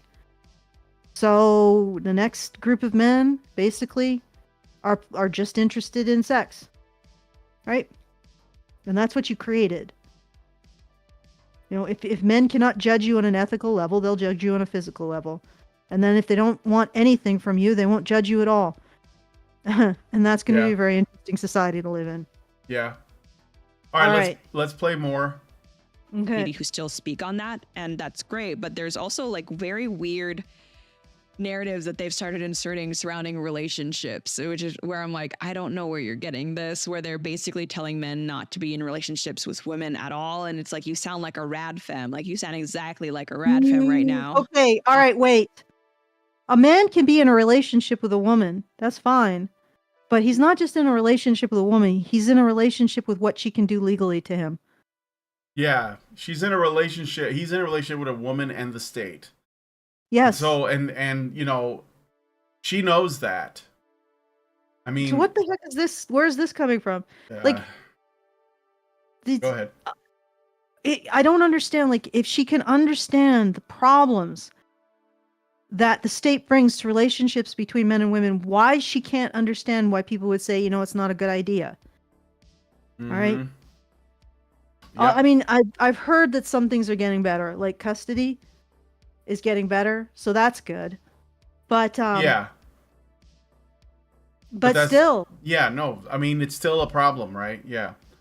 Okay, it's still a problem. Let's keep going. And it's funny because I've seen so many feminists say that marriage and children are a patriarchal invention. And I've also seen red pillars say that marriage and children are a matriarchal invention. And it's only women who are trying to trap you. And it's like, what? Men want to get married and have kids too. Like that can make a man happy as well. Yes, it can. It's just very the problem is, again, men said, these are the problems that we're having with relationships, with long-term relationships, with marriage and children, and the world is ignoring it. Like, honestly, Lauren, would you want to get in a relationship with someone if he punches you in the face? You're more likely to go to jail than he is? Yeah. Think about that. Do you want to have children with someone who's more likely to get primary custody than you? Mm-hmm. Right? Mm-hmm. Do you want to get into a financial involvement with someone and he cheats on you, and he just he fucks a woman right in front of you, and you still have to pay for him? Yep. You still have to send a check to him every month after you divorce. Are these the things that you would like? Like, have some empathy. So have some empathy for the situation that men find themselves in legally when they're having relationships with women. I mean, it's not even a situation that the woman is necessarily bad. I mean, it's a tragedy of the... I don't think tragedy of the commons is quite what it is, but people usually rise to the standard that they're held to. And if we allow women to engage in these patently we facilitate it, then they're not going to be... like, the average woman is going to be not a good bet for the average man. Because in order to be safe, a man would have to be with a woman who is above average when it comes to their ethical considerations. Like, a woman who is not just ethical, but her ethics are derived almost exclusively from her individual choices, because society isn't going to reinforce them when it comes to her behavior towards men. So she's going to have to be some kind of iconoclast. Like, and we're talking about not just the upper 1/2 of women. We're talking about a top 10% of women who are not just ethical, but are ethical in the face of no external expectation. Like, I mean, as a person like me, I try to be ethical. I try to question myself and become a better person in my relationship. And I have an internal locus of morality, or at least the internal... I judge myself by an external effects, but not because an external body is forcing me to. That is internally driven. Even though it's an external standard I'm holding myself, what's holding me is me, right? Okay? Yep. Now, somebody like that I'm not very common among anybody, really. Like, it's not very common to see people like that who have the ability to hold themselves to a standard. But the other thing is that women who do this, women who hold themselves to a higher standard of ethics than society will, are judged as equally valuable or even less. They don't just get they get no recognition for being more ethical. They in fact get harassment and abuse for holding themselves. This is what I've seen to an ethical standard. They get harassed. So we are doing the exact opposite of holding women to an ethical standard. We're enforcing the least ethical behavior on women, and women who aspire to be more ethical get abuse. Yep. For doing so. So this is like, you got to think about what's incentivized by our society and what isn't incentivized. When you say things like, "Oh, I don't understand why men don't want to get with the average woman." Well, that's why. Because she's average when it comes to morality in a society that doesn't encourage that, that what is the average level of morality that a society encourages in women? Think about that. That's what the average woman will do. Yeah, well, yeah, you incentivize bad behavior, you're going to get bad behavior. Yeah. And you gotta, like, I don't understand why she can't understand that. Like she can't. I think that she.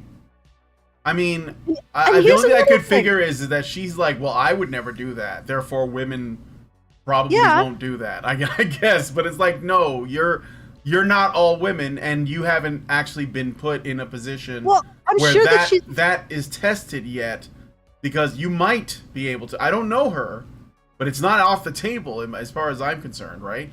Like a lot of guys be like, well, I married my woman, I'm staying with her forever, and then they get divorced. Mm-hmm. So it happens. Okay, so yeah, maybe she doesn't think it because it's not conceivable for her. Yeah.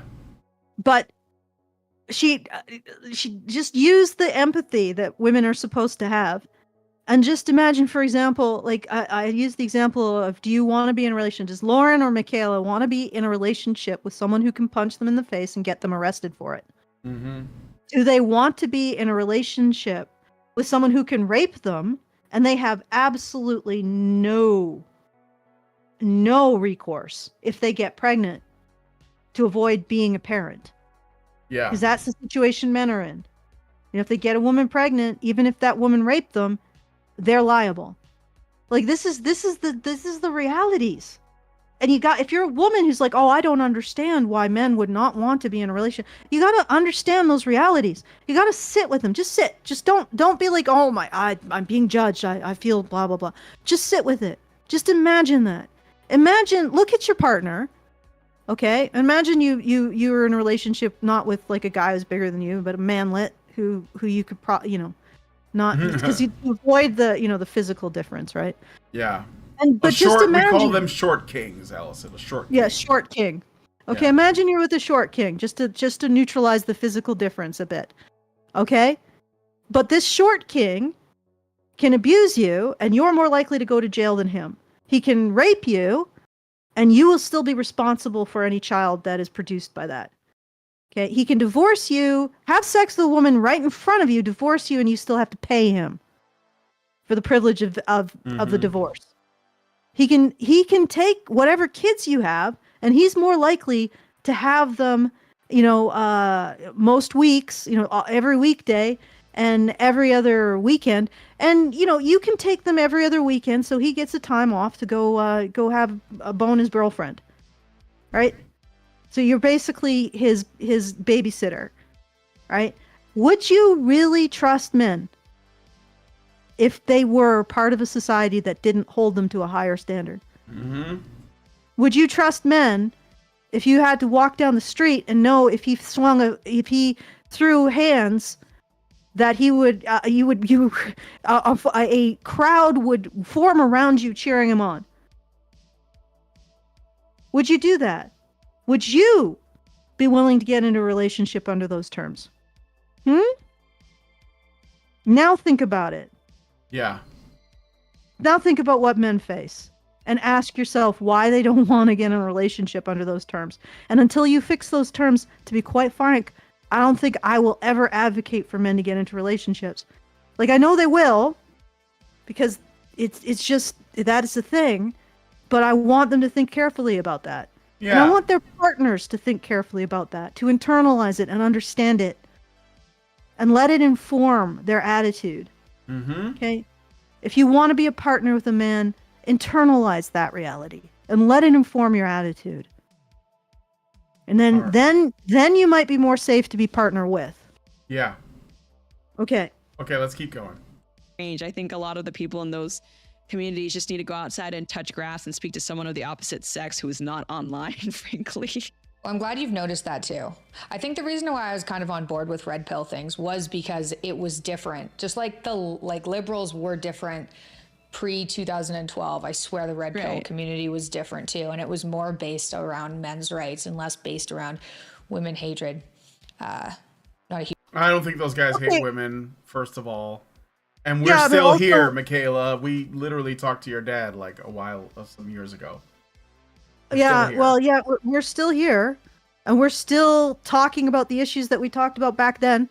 I mean, I think that we've expanded a bit into telling people, well, if you don't address these issues, you're gonna be fucked by them.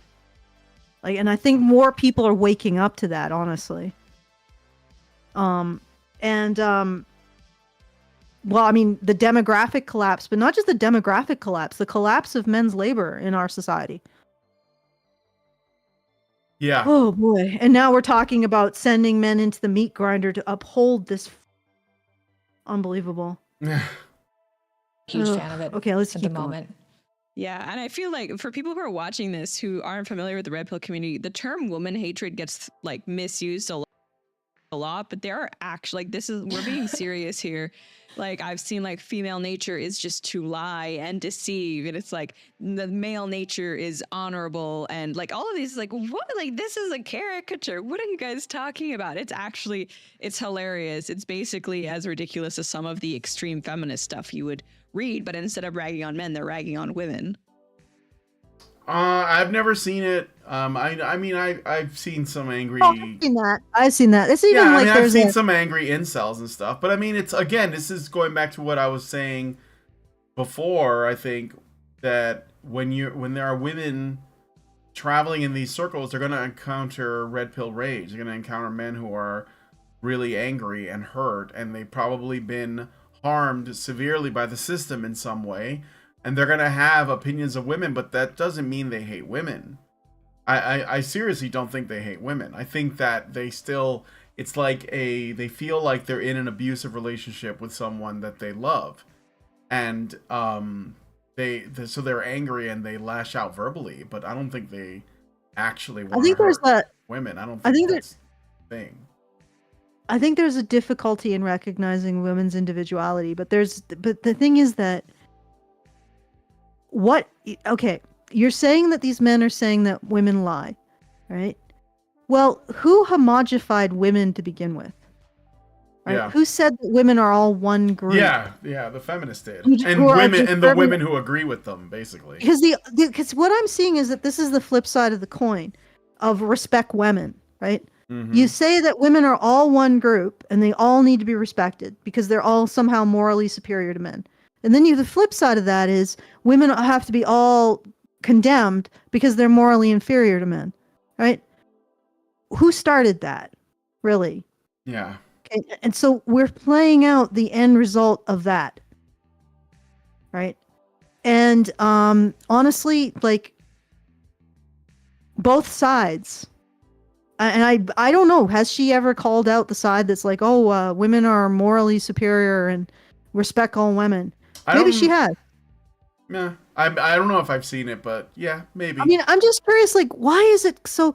Honestly, yeah, I recognize that there's women hatred out there, sure, but it hasn't yet risen to the level of the hatred of men that we see. Yeah, I like, mean, literally, our society defines men. Like our primary institutions, media, academia, political institutions define the men as a group, as oppressors. So literally their definitional existence, even more than white people, the definitional existence of the male gender role is one of criminality, asociality, and oppression. Mm-hmm. Okay. That's pretty fucking extreme if you think about it. Yeah, absolutely. And until that shifts, I'm not really that concerned that the people who have been defined definitionally as toxic, criminal, antisocial, oppressive demons, basically inhuman, give a bit of hate back. Yeah.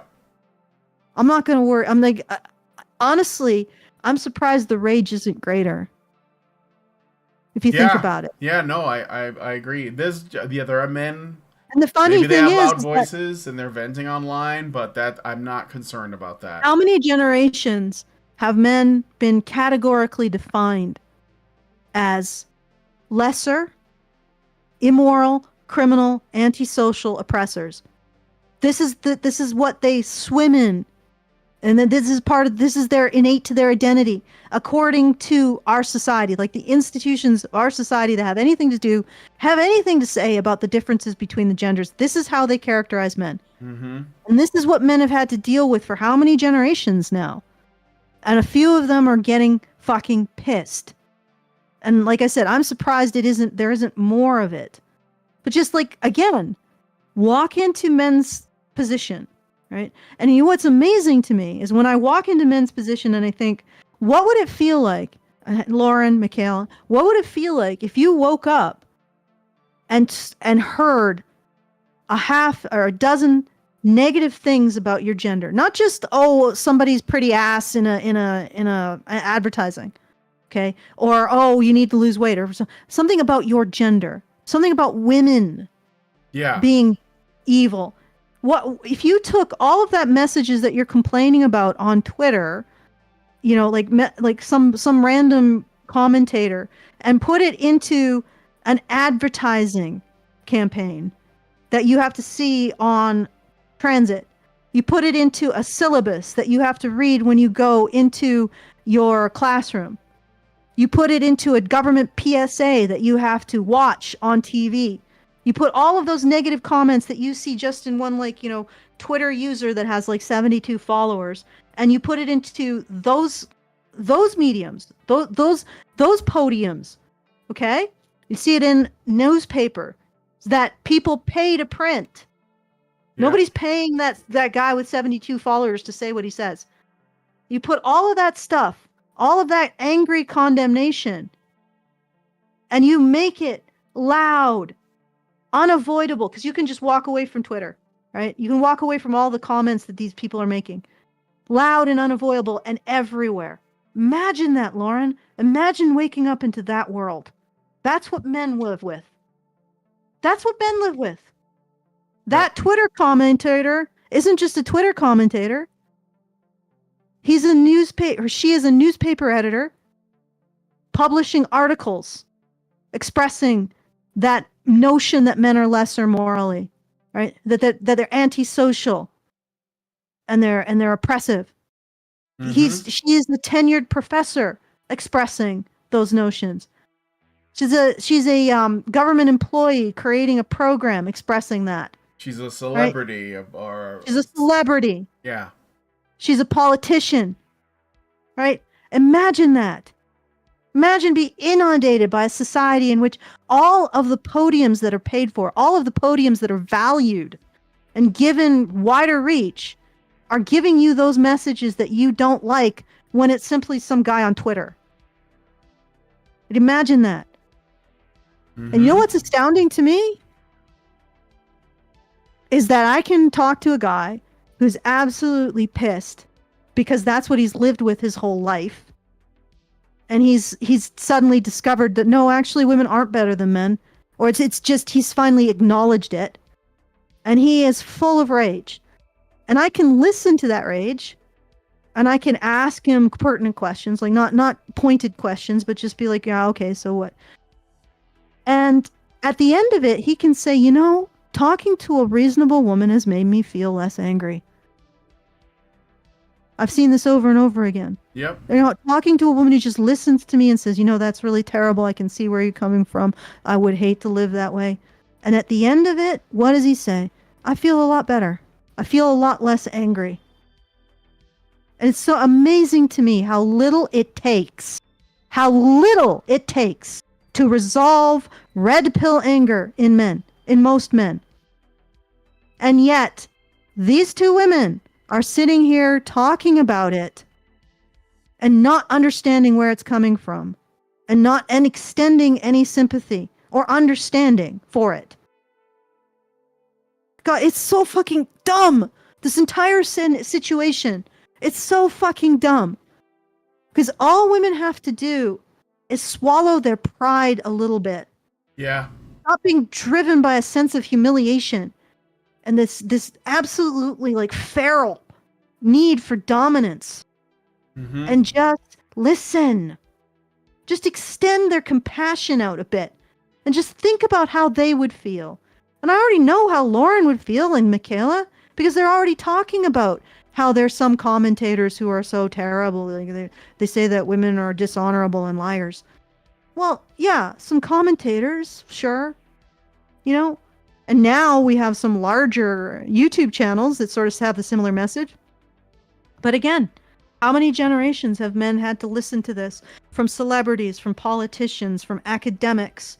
They have to read it in syllabuses. They have to read it in newspapers. They have to see it in government awareness campaigns. Yeah. You know, and you can't understand. We can't even tell blonde jokes anymore. You can't even understand how that might make men angry. Okay. All right. Yeah, like you were talking about jokes. I was saying that we can't even tell blonde jokes anymore. Mm-hmm. Would you like to hear a blonde joke? Sure. I'm not blonde. I don't care. Okay. A blonde, a redhead, and a brunette were all lost in the desert. They found a lamp and rubbed it. A genie popped out and granted each of them one wish. The redhead wished to be back home. Poof, she was back home. The brunette wished to be home with her family. Poof, she was back home with her family. And the blonde looked around and said, "Aw, I wish my friends were here." Oh, God!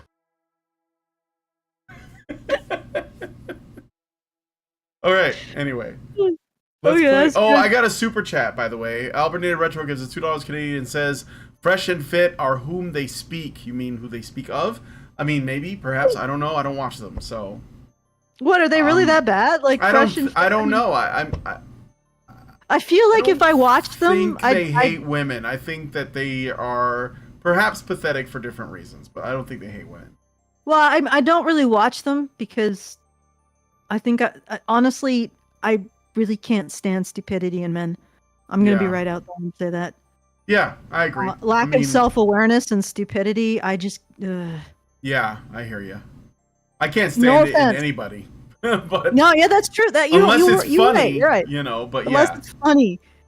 Yeah. But it's like it's basically seems like to be two stupid men interviewing stupid women. And I'm like, okay, well, this is entertaining to someone, but not me. Mm-hmm. Am I wrong though? Like okay, send us a message if I'm wrong. Allison, you're totally wrong. These guys are geniuses. Allison, why can't blondes dial 911? Why? Okay. Why can't blonde? I don't know, Brian. Why can't blondes dial 911? Because they can't find the 11. If you guys have any good blonde jokes, drop them in the chat and leave us a comment. Okay, so let's play a little bit more of this. Lindsay's home, by the way, so I don't have to go pick her up. And JoJo is with her, right? JoJo is with her. That's why I turned off the JoJo cam, because he's not here. So as soon as she came in, he was like woofing and heading towards the door. All right, let's play some more. Yeah, that was a good clarification. This isn't like liberal women hatred. This is like actual, yeah. I think I got aggravated by it because I got divorced and the people that were after me online were from the red pill community who have like no idea about, and I haven't made anything public about like why I got divorced or anything. I'm not going to. Right. But I think that's Rollo that did that. I'm sorry, but just, you know, there are guys that will do anything to try to like get some relevancy. I don't know the story of the divorce, but I do think that I hope that she did everything she could to try to keep that shit together, is all I'm saying. And didn't just say, you know what, I'm gonna go. Well, but yeah. I don't know. Also, I hope that the kid is able to see his father. That's all I'll say. Was this the drama with Rollo being baited? No, that was different. Although, because he was doing all this, he would do these like 5 to 7 hour long streams where he would respond to or talk about people that are kind of women specifically that were adjacent to like the manosphere red pill thing. So he talked about Lauren Southern and Brittany Venti, and those two are the ones that kind of bimbo opt him, which is hilarious. I have to admit, hilarious, and I think deserved. I think that sometimes people get too big for their britches and need to be humbled. Let me put it. Also, I'll repeat what I said there. Okay. The fact is that he was taken in, and I think I got some shit for saying this. He was taken in by a health employee who basically said he was going to violate privacy. And I'm like, dude, that is unethical. Like, why would you be so greedy for the tea that you would engage in something that is illegal and unethical? Mm-hmm. And it's just, I'm like, yeah, you deserve that, to be honest. I think classic men's rights activists would probably agree with me. Yeah. But I think there's others who might not, who think that I would definitely condemn somebody for that. Mm-hmm. Well, the more I've been involved in this, the more I think that what we do is very different. And it's not just like Cassie J, like when she, and I think that her reporting on this is fair, so I'm not throwing shade at her, but she sort of like, categorized it in the way that we did in the past, where it's like, the men's rights activists want to change the system or fix the system.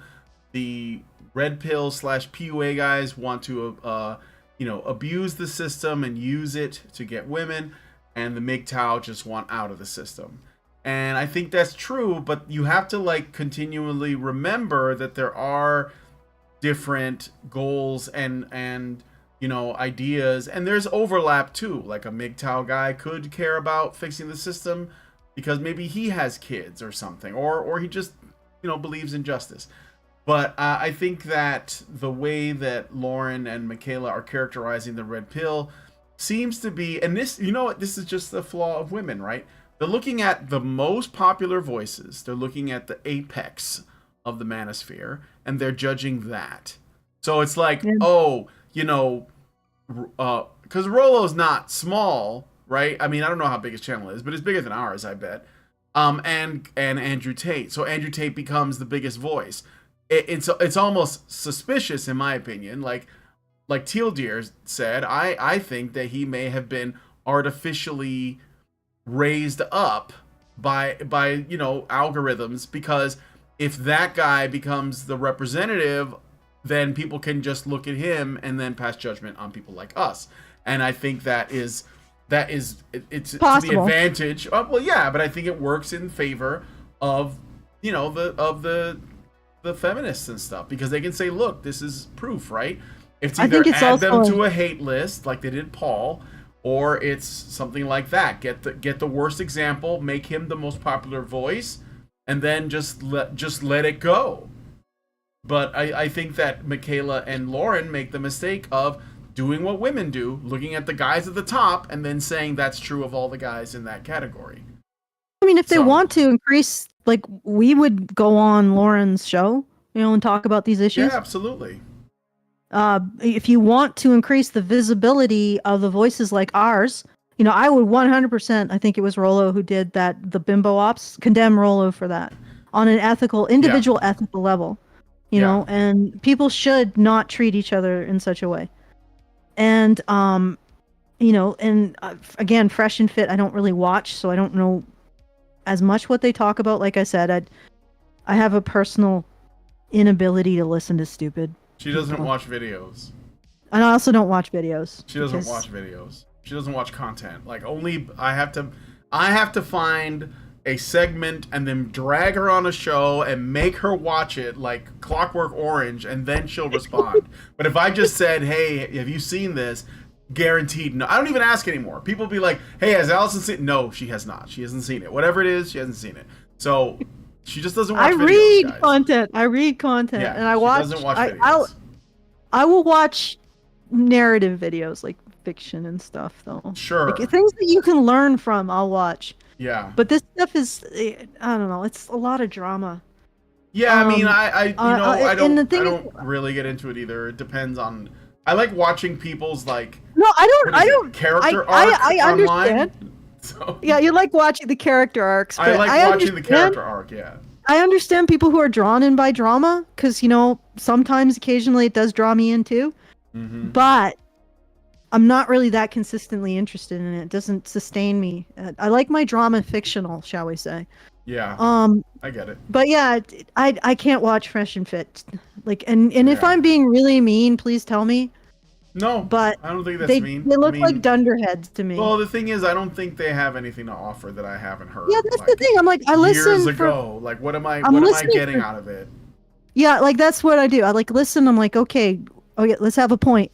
Yeah, she's an idiot. So are you. So what? Like, it's watching idiots very clumsily expose the idiocy of other idiots. Yeah. Yeah. And it's sort of amusing in that, wow, Idiocracy is sort of right, except it got wrong. What Idiocracy got wrong is that the idiots in Idiocracy were well-meaning, for the most part. Yeah. Well-meaning and harmless.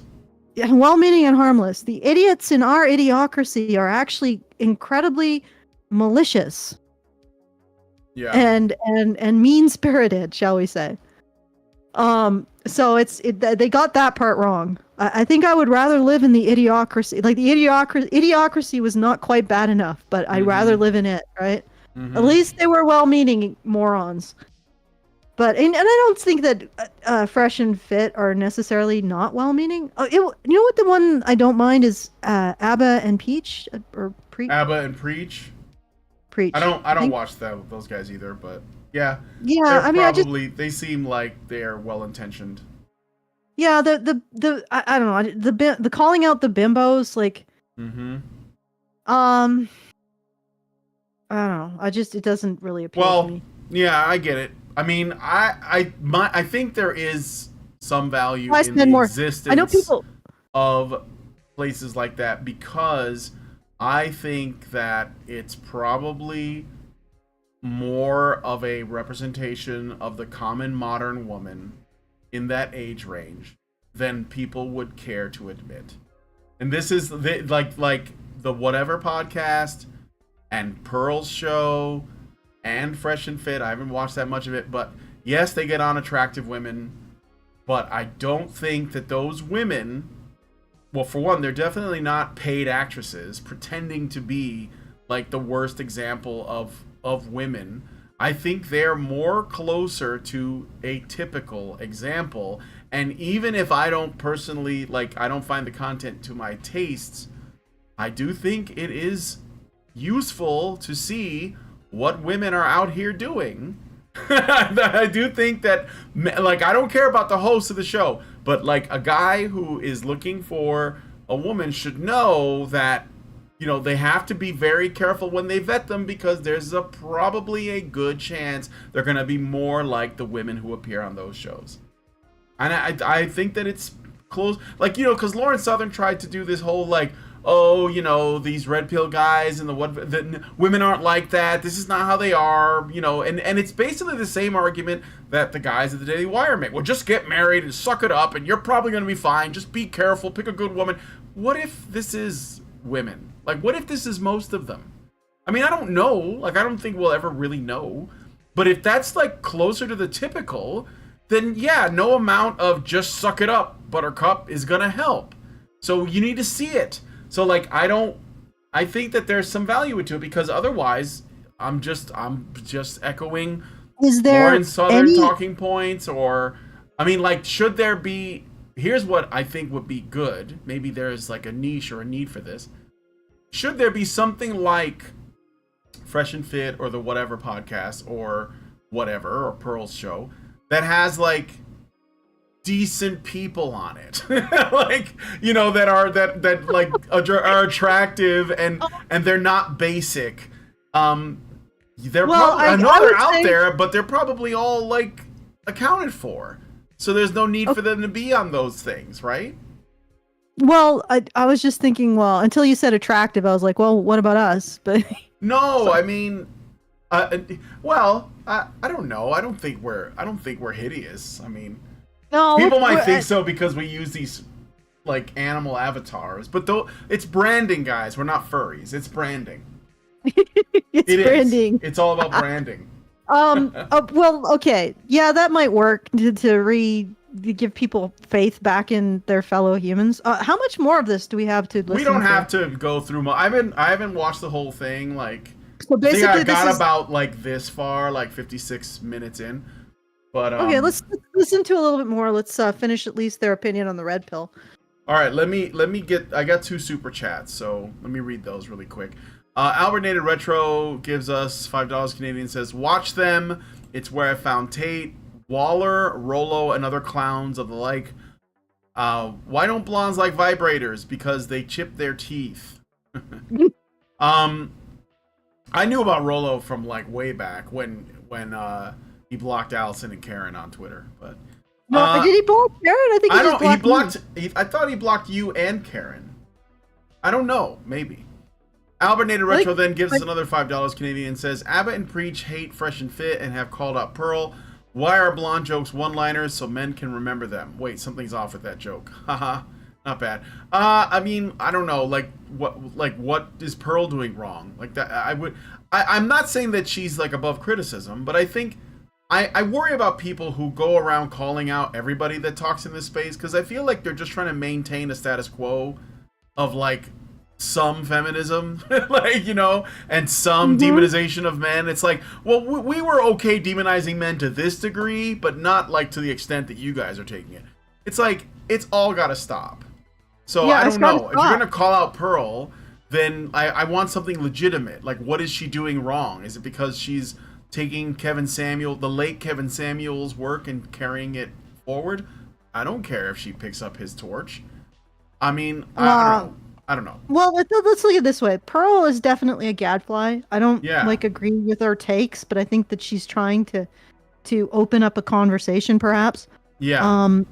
You know, I don't necessarily find what she has to say the deepest, but I don't begrudge her saying it. Yeah. You know, and people actually called you out for saying that you Brian can read the worst into Roma. My opinion of Roma is she has some really terrible takes. I cannot stand her presentation and her branding. Like, it's just not for me. But sometimes she makes sense, you know? She does some good stuff. Now, with Pearl... I don't think she's breaking any new ground, but I do think there are limits. Pearl is pig-headed, as far as I can tell. And she is taking a lot of shit for what she does. So, in many ways... The irony is that she'll say these things that really get people's dander up and then get so much abuse back.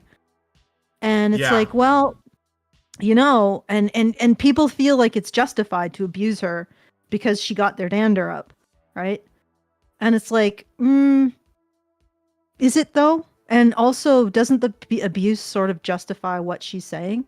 Yeah. Like, if you're going to react that strongly and that viciously to what she has to say, maybe it needed to be said. Okay, so that's what I would say about her. As for the rest of them, like, oh god. Well, I'll just say that I take pleasure in the knowledge that there are more people talking about the stuff, and they're not all gonna get it, you know, right. They're all gonna have their own approach, but it's okay. I think the truth shakes out eventually. So yes, go ahead. What I was gonna say is that it may not just be like artificially inflated. People do prefer dumb.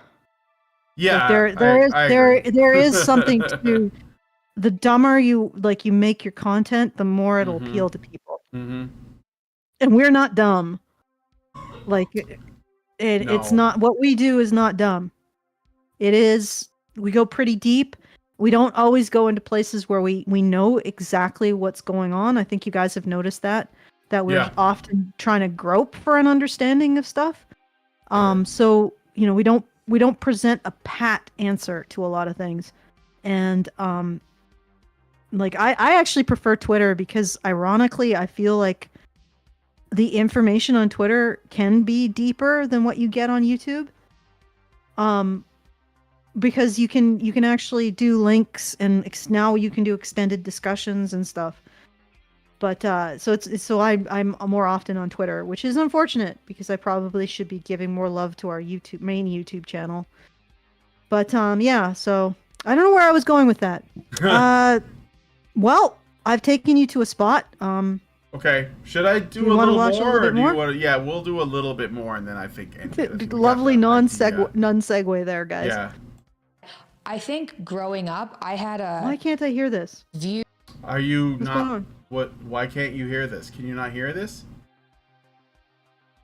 Let me play a little more. Yeah, I can hear it now. Okay. Okay. Because my dad did have conservative values, even though I said that it was kind of a liberal household. He had very conservative values on marriage, and obviously, a stable family is better for children if that's something that you can manage. But I think, and that was solidly my view. And then I ended up in a situation where I needed to get divorced, and it was such a mind fuck, for lack of a better okay, word, but wait, Mikhaila, you apparently married a guy who thought he could do magic. Yeah. Oh, wait. Are you talking about Rasputin? Are we talking about Rasputin? Yes. Okay. Yes, we're talking about Rasputin. I'm pretty sure. Okay, you say I ended up in a place. No, you went Mikhaila, to that. do you realize what happened to the Romanovs? Yeah, do you know your Russian history here, friend?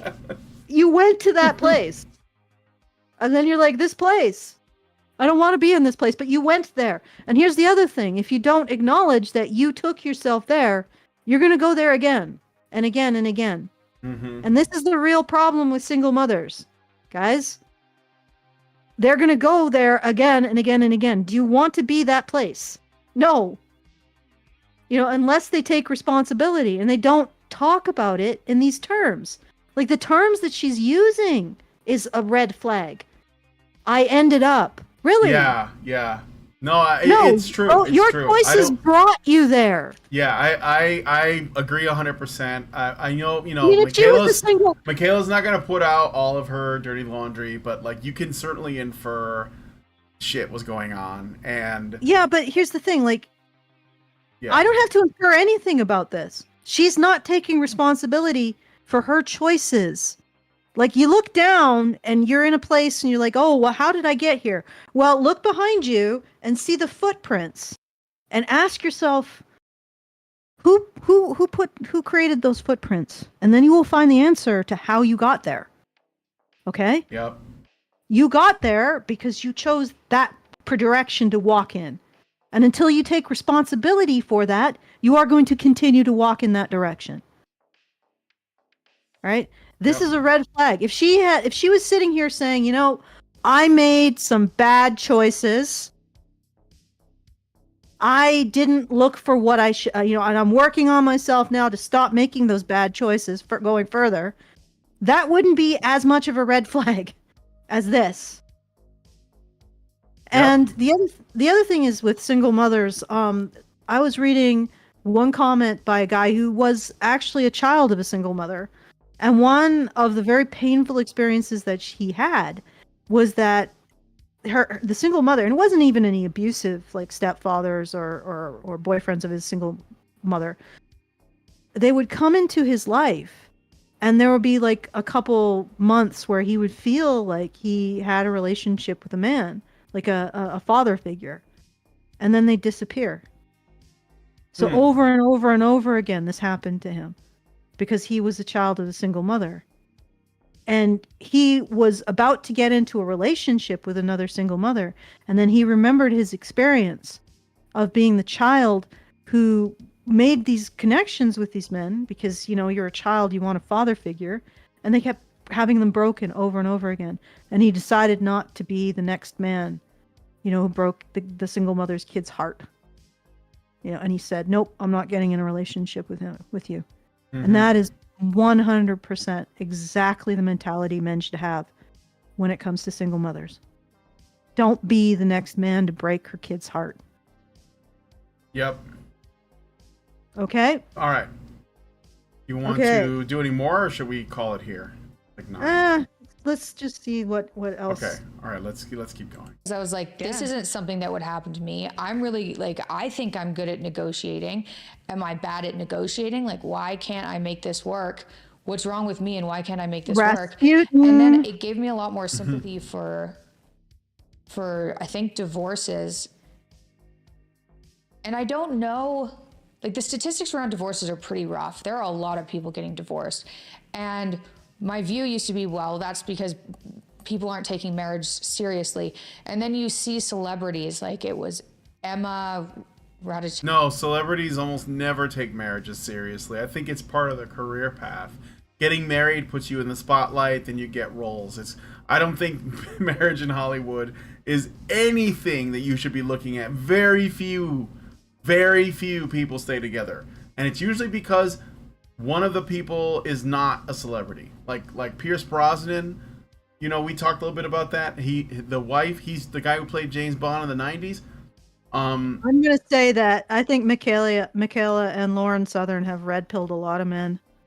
On women. Like, yeah, the damage that what they've done has been to men willing to get in relationships. Yep. It's like, and honestly, it's not conservative women. You shouldn't be looking even women who are into men's issues.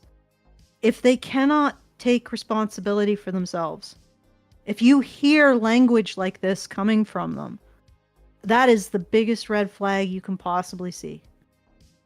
Mm-hmm.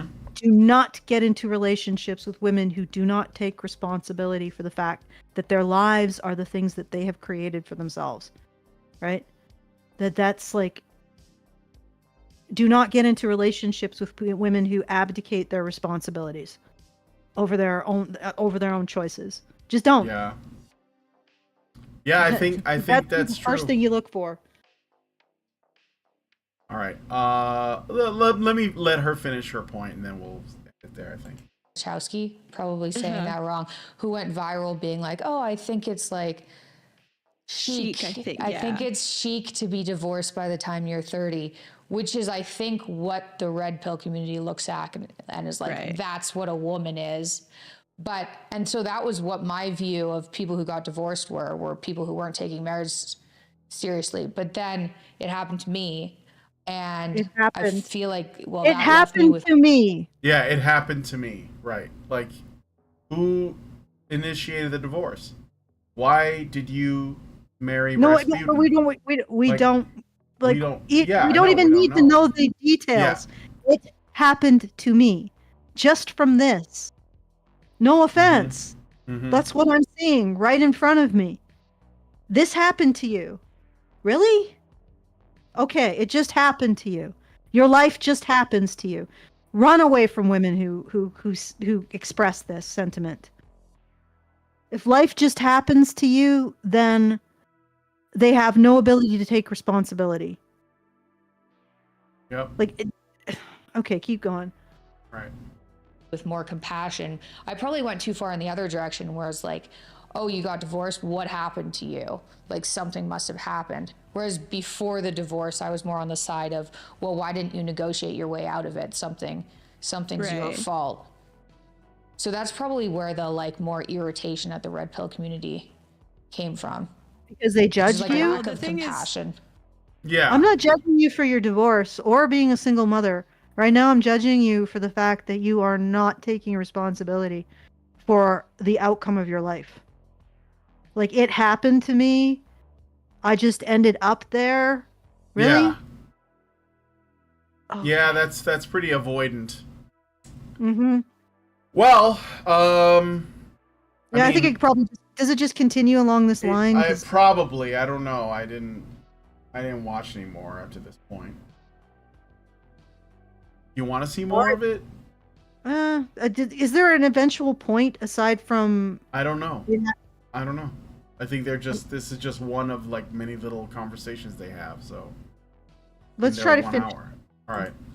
There is a huge lack of compassion, and I've seen things about single mothers and they are selfish. It's like, well, you don't know, if someone like is collecting welfare and just trying to like have as many kids as possible with different baby daddy, like, yeah, obviously that's repulsive behavior, but it's like, I know single moms who are single moms because their husband, their father, like they've literally abandoned them. Like how, like, and people like, oh, well, that's a fringe case. Like, how do you know how much of a fringe or not fringe case it is? That's the thing. Like you don't care either. All right, guys, Lauren, you have kids. If you do not hold women to account for their behavior, your kids are going to live a nightmare. It's as simple as that. Mm-hmm. If you continue to give excuse after excuse after excuse after excuse to women, everything is just going to get worse. You will long for the days that Andrew Tate was the big thing. All right, just like you're longing for the days when the red pill was just us men's rights activists. Okay? If women are not held to account, if you continue to give more and more excuses to women, the social fabric is going to be frayed and destroyed more and more. And eventually the rest of the world is not going to bankroll our ass. And when that happens, oh God, it's going to be horrible. I'm not looking forward to it because I feel like I'm probably going to be geriatric by the time it happens, if it doesn't happen soon. But think about the world your children are going to grow up in, Lauren and Mikhaila. Like, think about it. It's right now. You can start taking responsibility and holding other women to account for their choices that are destroying our future. Or you can continue to make excuses and watch your children inherit a nightmare. It's your choice. And I don't think we need to watch anymore because it's just descending. Yeah, it's just descending spiraling. Into, like women worsting, basically. And there's women have all opportunities to decide whether or not they're going to have a baby with a man. And the man that would normally have stayed but then takes off, that's not normal. Like there are no men just doing that. So like, there are either men who are just trying to they just want to have sex and they don't concern themselves with the consequences. So maybe they're just like, well, I don't want to use a condom or whatever. Yes, but you don't have to fuck those guys. Like you can suss them out, right? But there are a lot of men, and I think it's the majority of men, that do want just to they want it easy. Like they want to find somebody, get married, have babies, and that's it. Like just live the life like that. Because everything else is a lot of stress and work. And I think there's only a few men that are willing to do that. You're right. They want it easy. But women aren't picking those dudes. Okay, let's bring this down to brass tacks. Mm-hmm. These two women need to ask themselves, why is it there are so many single women now? Yeah, what has happened? Moms. What's changed? Do you think that what's happened is that men are now doing way more abandonment? Okay, so the change isn't due to the fact that when women get divorced, they're almost guaranteed custody and some kind of payment from the man. All right, okay, that's not the case. The divorce rate has skyrocketed. In the past, and feminists say this, so we'll go with it, but when men could more readily have a divorce than women, almost nobody got divorced. Right? Mm-hmm. Now that women can more readily have a divorce than men, the divorce rate is 50%. Yep. Right? Okay? What's the difference? Think about it very carefully. Men can more readily have a divorce. Divorce rate is at like 3%. Women can more readily have a divorce than men. Divorce rate is 50%. What's the difference? Okay? Think about it. It boggles the mind. All right, and that's what we have to address. Right? Yep. What has changed? I just don't feel like this is productive anymore. So I got a super chat from Albert Nader Retro, gives $5 Canadian, and says, Lauren Southern showed her true colors when she threw in with Brittany Venti. It's like Justin Trudeau working with the Bloc a few years ago. And vomit emoji. Yeah, thank you for that. I did see something from Brittany Venti. I was gonna respond to, but I can't find it. I'll look for it later. Yeah, I mean, like I said, they're just trying to like maintain. There are these women. They want a status quo. They don't like all the anger, and they want men to just stop getting mad and just like fall back in place. But nothing's getting better. Nothing's improving, and so you're just gonna have more of that. And until you stop, like just trying to put men in their place, where they were well behaved and quiet. Stop evading responsibility. Yeah. Until you stop evading accountability.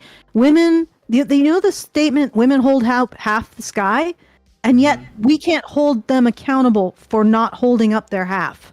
Yeah, women hold up half the sky. That's why it's falling. Right? And until we hold them accountable for it, it's going to continue to fall.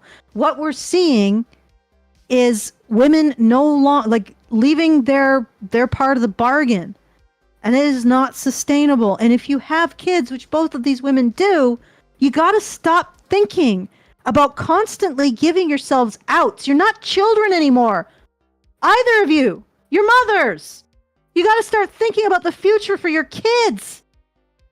Yep. Stop looking at the world through the eyes of a child and start looking at the world through the eyes of an adult who has to make a world worth living for your kids. Like, how do I... Like, this is what I see. I see two infants whining about the fact that anybody is holding them accountable.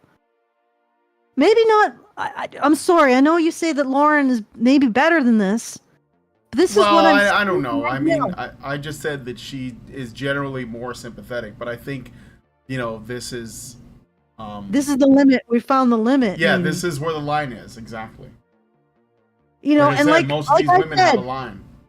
Yeah, most of these women have a line. You got to find the pig heads, like me and Karen and Hannah. And our line is only, give me the truth. I don't give a shit if it's insulting or it's humiliating or it's scary. I want the truth. And I see the freaking truth. I can see it and the future that it points out. And believe me, you are not going to enjoy it, and your kids are going to like it even less. You have to hold women accountable. You got to stop looking at the world through the eyes of an infant that feels like it's somehow going to die if it's held accountable for something. Right? That's a childish view of the world. An adult seeks accountability and responsibility. An adult woman sitting here would say, what have we done as women to cause this problem, and how do we fix it? Not, oh, I don't like the fact that someone's pointing out that I might be responsible for something because I'm a little baby, and if I'm responsible, that means I don't get to have things from daddy. Like, what? Grow up! Okay. I feel like this is not going to get any more productive, so... No, we can wrap it up here. Let me see. I did get another super chat. I have to walk home in the cold, guys, so... Okay. I got another super chat. No, we went for a good length. From Albernator Retro for $2 Canadian. He says, badger heads, not pig heads. The bad ones are pigs. All right. Thank you. You mean badger-headed? Badger-headed instead of pig-headed, yeah. It's actually a really good totem animal for women like this. It's just like, you just stick your teeth in the truth, and you're like, yeah, no, I'm not letting go. Yeah, Gad Sad keeps trying to appropriate it, though. Not appreciate it. Really, for what? Well, Gad Sad, you guys don't know, he's like that, I don't know, he's got a channel, he's like a professor or something, and he talks about bringing out your inner honey badger all the time on his show. It's like, we've been doing this for way longer. So, and he's actually had Karen on, so I feel like he knows about it, and then he just sort of uses it and inserts... It's a general meme, so... Yeah, I guess so. I don't know. All right, let's, okay, so if you would like to support the show, please go to feedthebadger.com/support. We are doing a monthly fundraiser so we can continue to bring you this content, which, again, I'd like just to reiterate that it seems like everybody else is absolutely allergic to holding women to account. Even the so-called red pill. Because when you say, well, it's female nature to lie and be dishonorable, that's giving women a way out. because it's essentially saying we can't expect women to be accountable. They're incapable of it. We can't expect women to be accountable because they don't have to be accountable to anything. They're perfect. Those are two sides of the same coin. It's the inability to hold women to account because for whatever reason, women feel humiliated or terrified of responsibility, and men feel humiliated and terrified of recognizing any place where they don't have the ability to take responsibility. Okay? This is the fig leaf. This is what we don't want to look at each other. And this is the dynamic we refuse to look at, and it's the one that's destroying our society. And we will just, well, like we are badger-headed enough to just sink our teeth into it and not let go. So if you like that kind of content that's actually saying something that matters, please go to feedthebadger.com/support and help us out so that we can continue to... You really hated that, didn't you, Brian? What? Oh, yeah. Yeah, I don't know.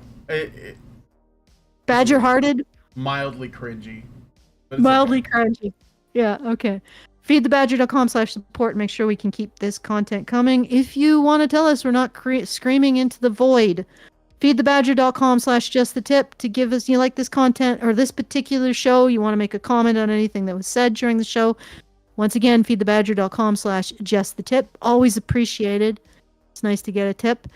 And yeah, if you'd like to join us for our viewing and discussion of intrigue in storytelling, badgernation.online. And back to you, Brian. Are you guys going to be doing that like right after this? No, in about an hour and 2.5 hours. Oh, yeah, well, I guess, yeah, shit, it's going to be late as hell. It's like at 10 o'clock at night.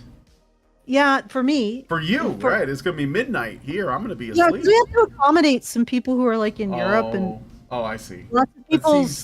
Seems like they're going to be even later or early in the morning. Yeah, it's early in the morning. It's like 6 in the morning for them. Okay. Yeah. So, and also there's a lot of people who get off work late. Yeah. Yeah. So it's sort of what that time just sort of ended up being where it landed. So there's no intention behind it, but yeah, it is pretty late. So yeah, we're going to be doing a viewing, which is available to anybody who wants to join the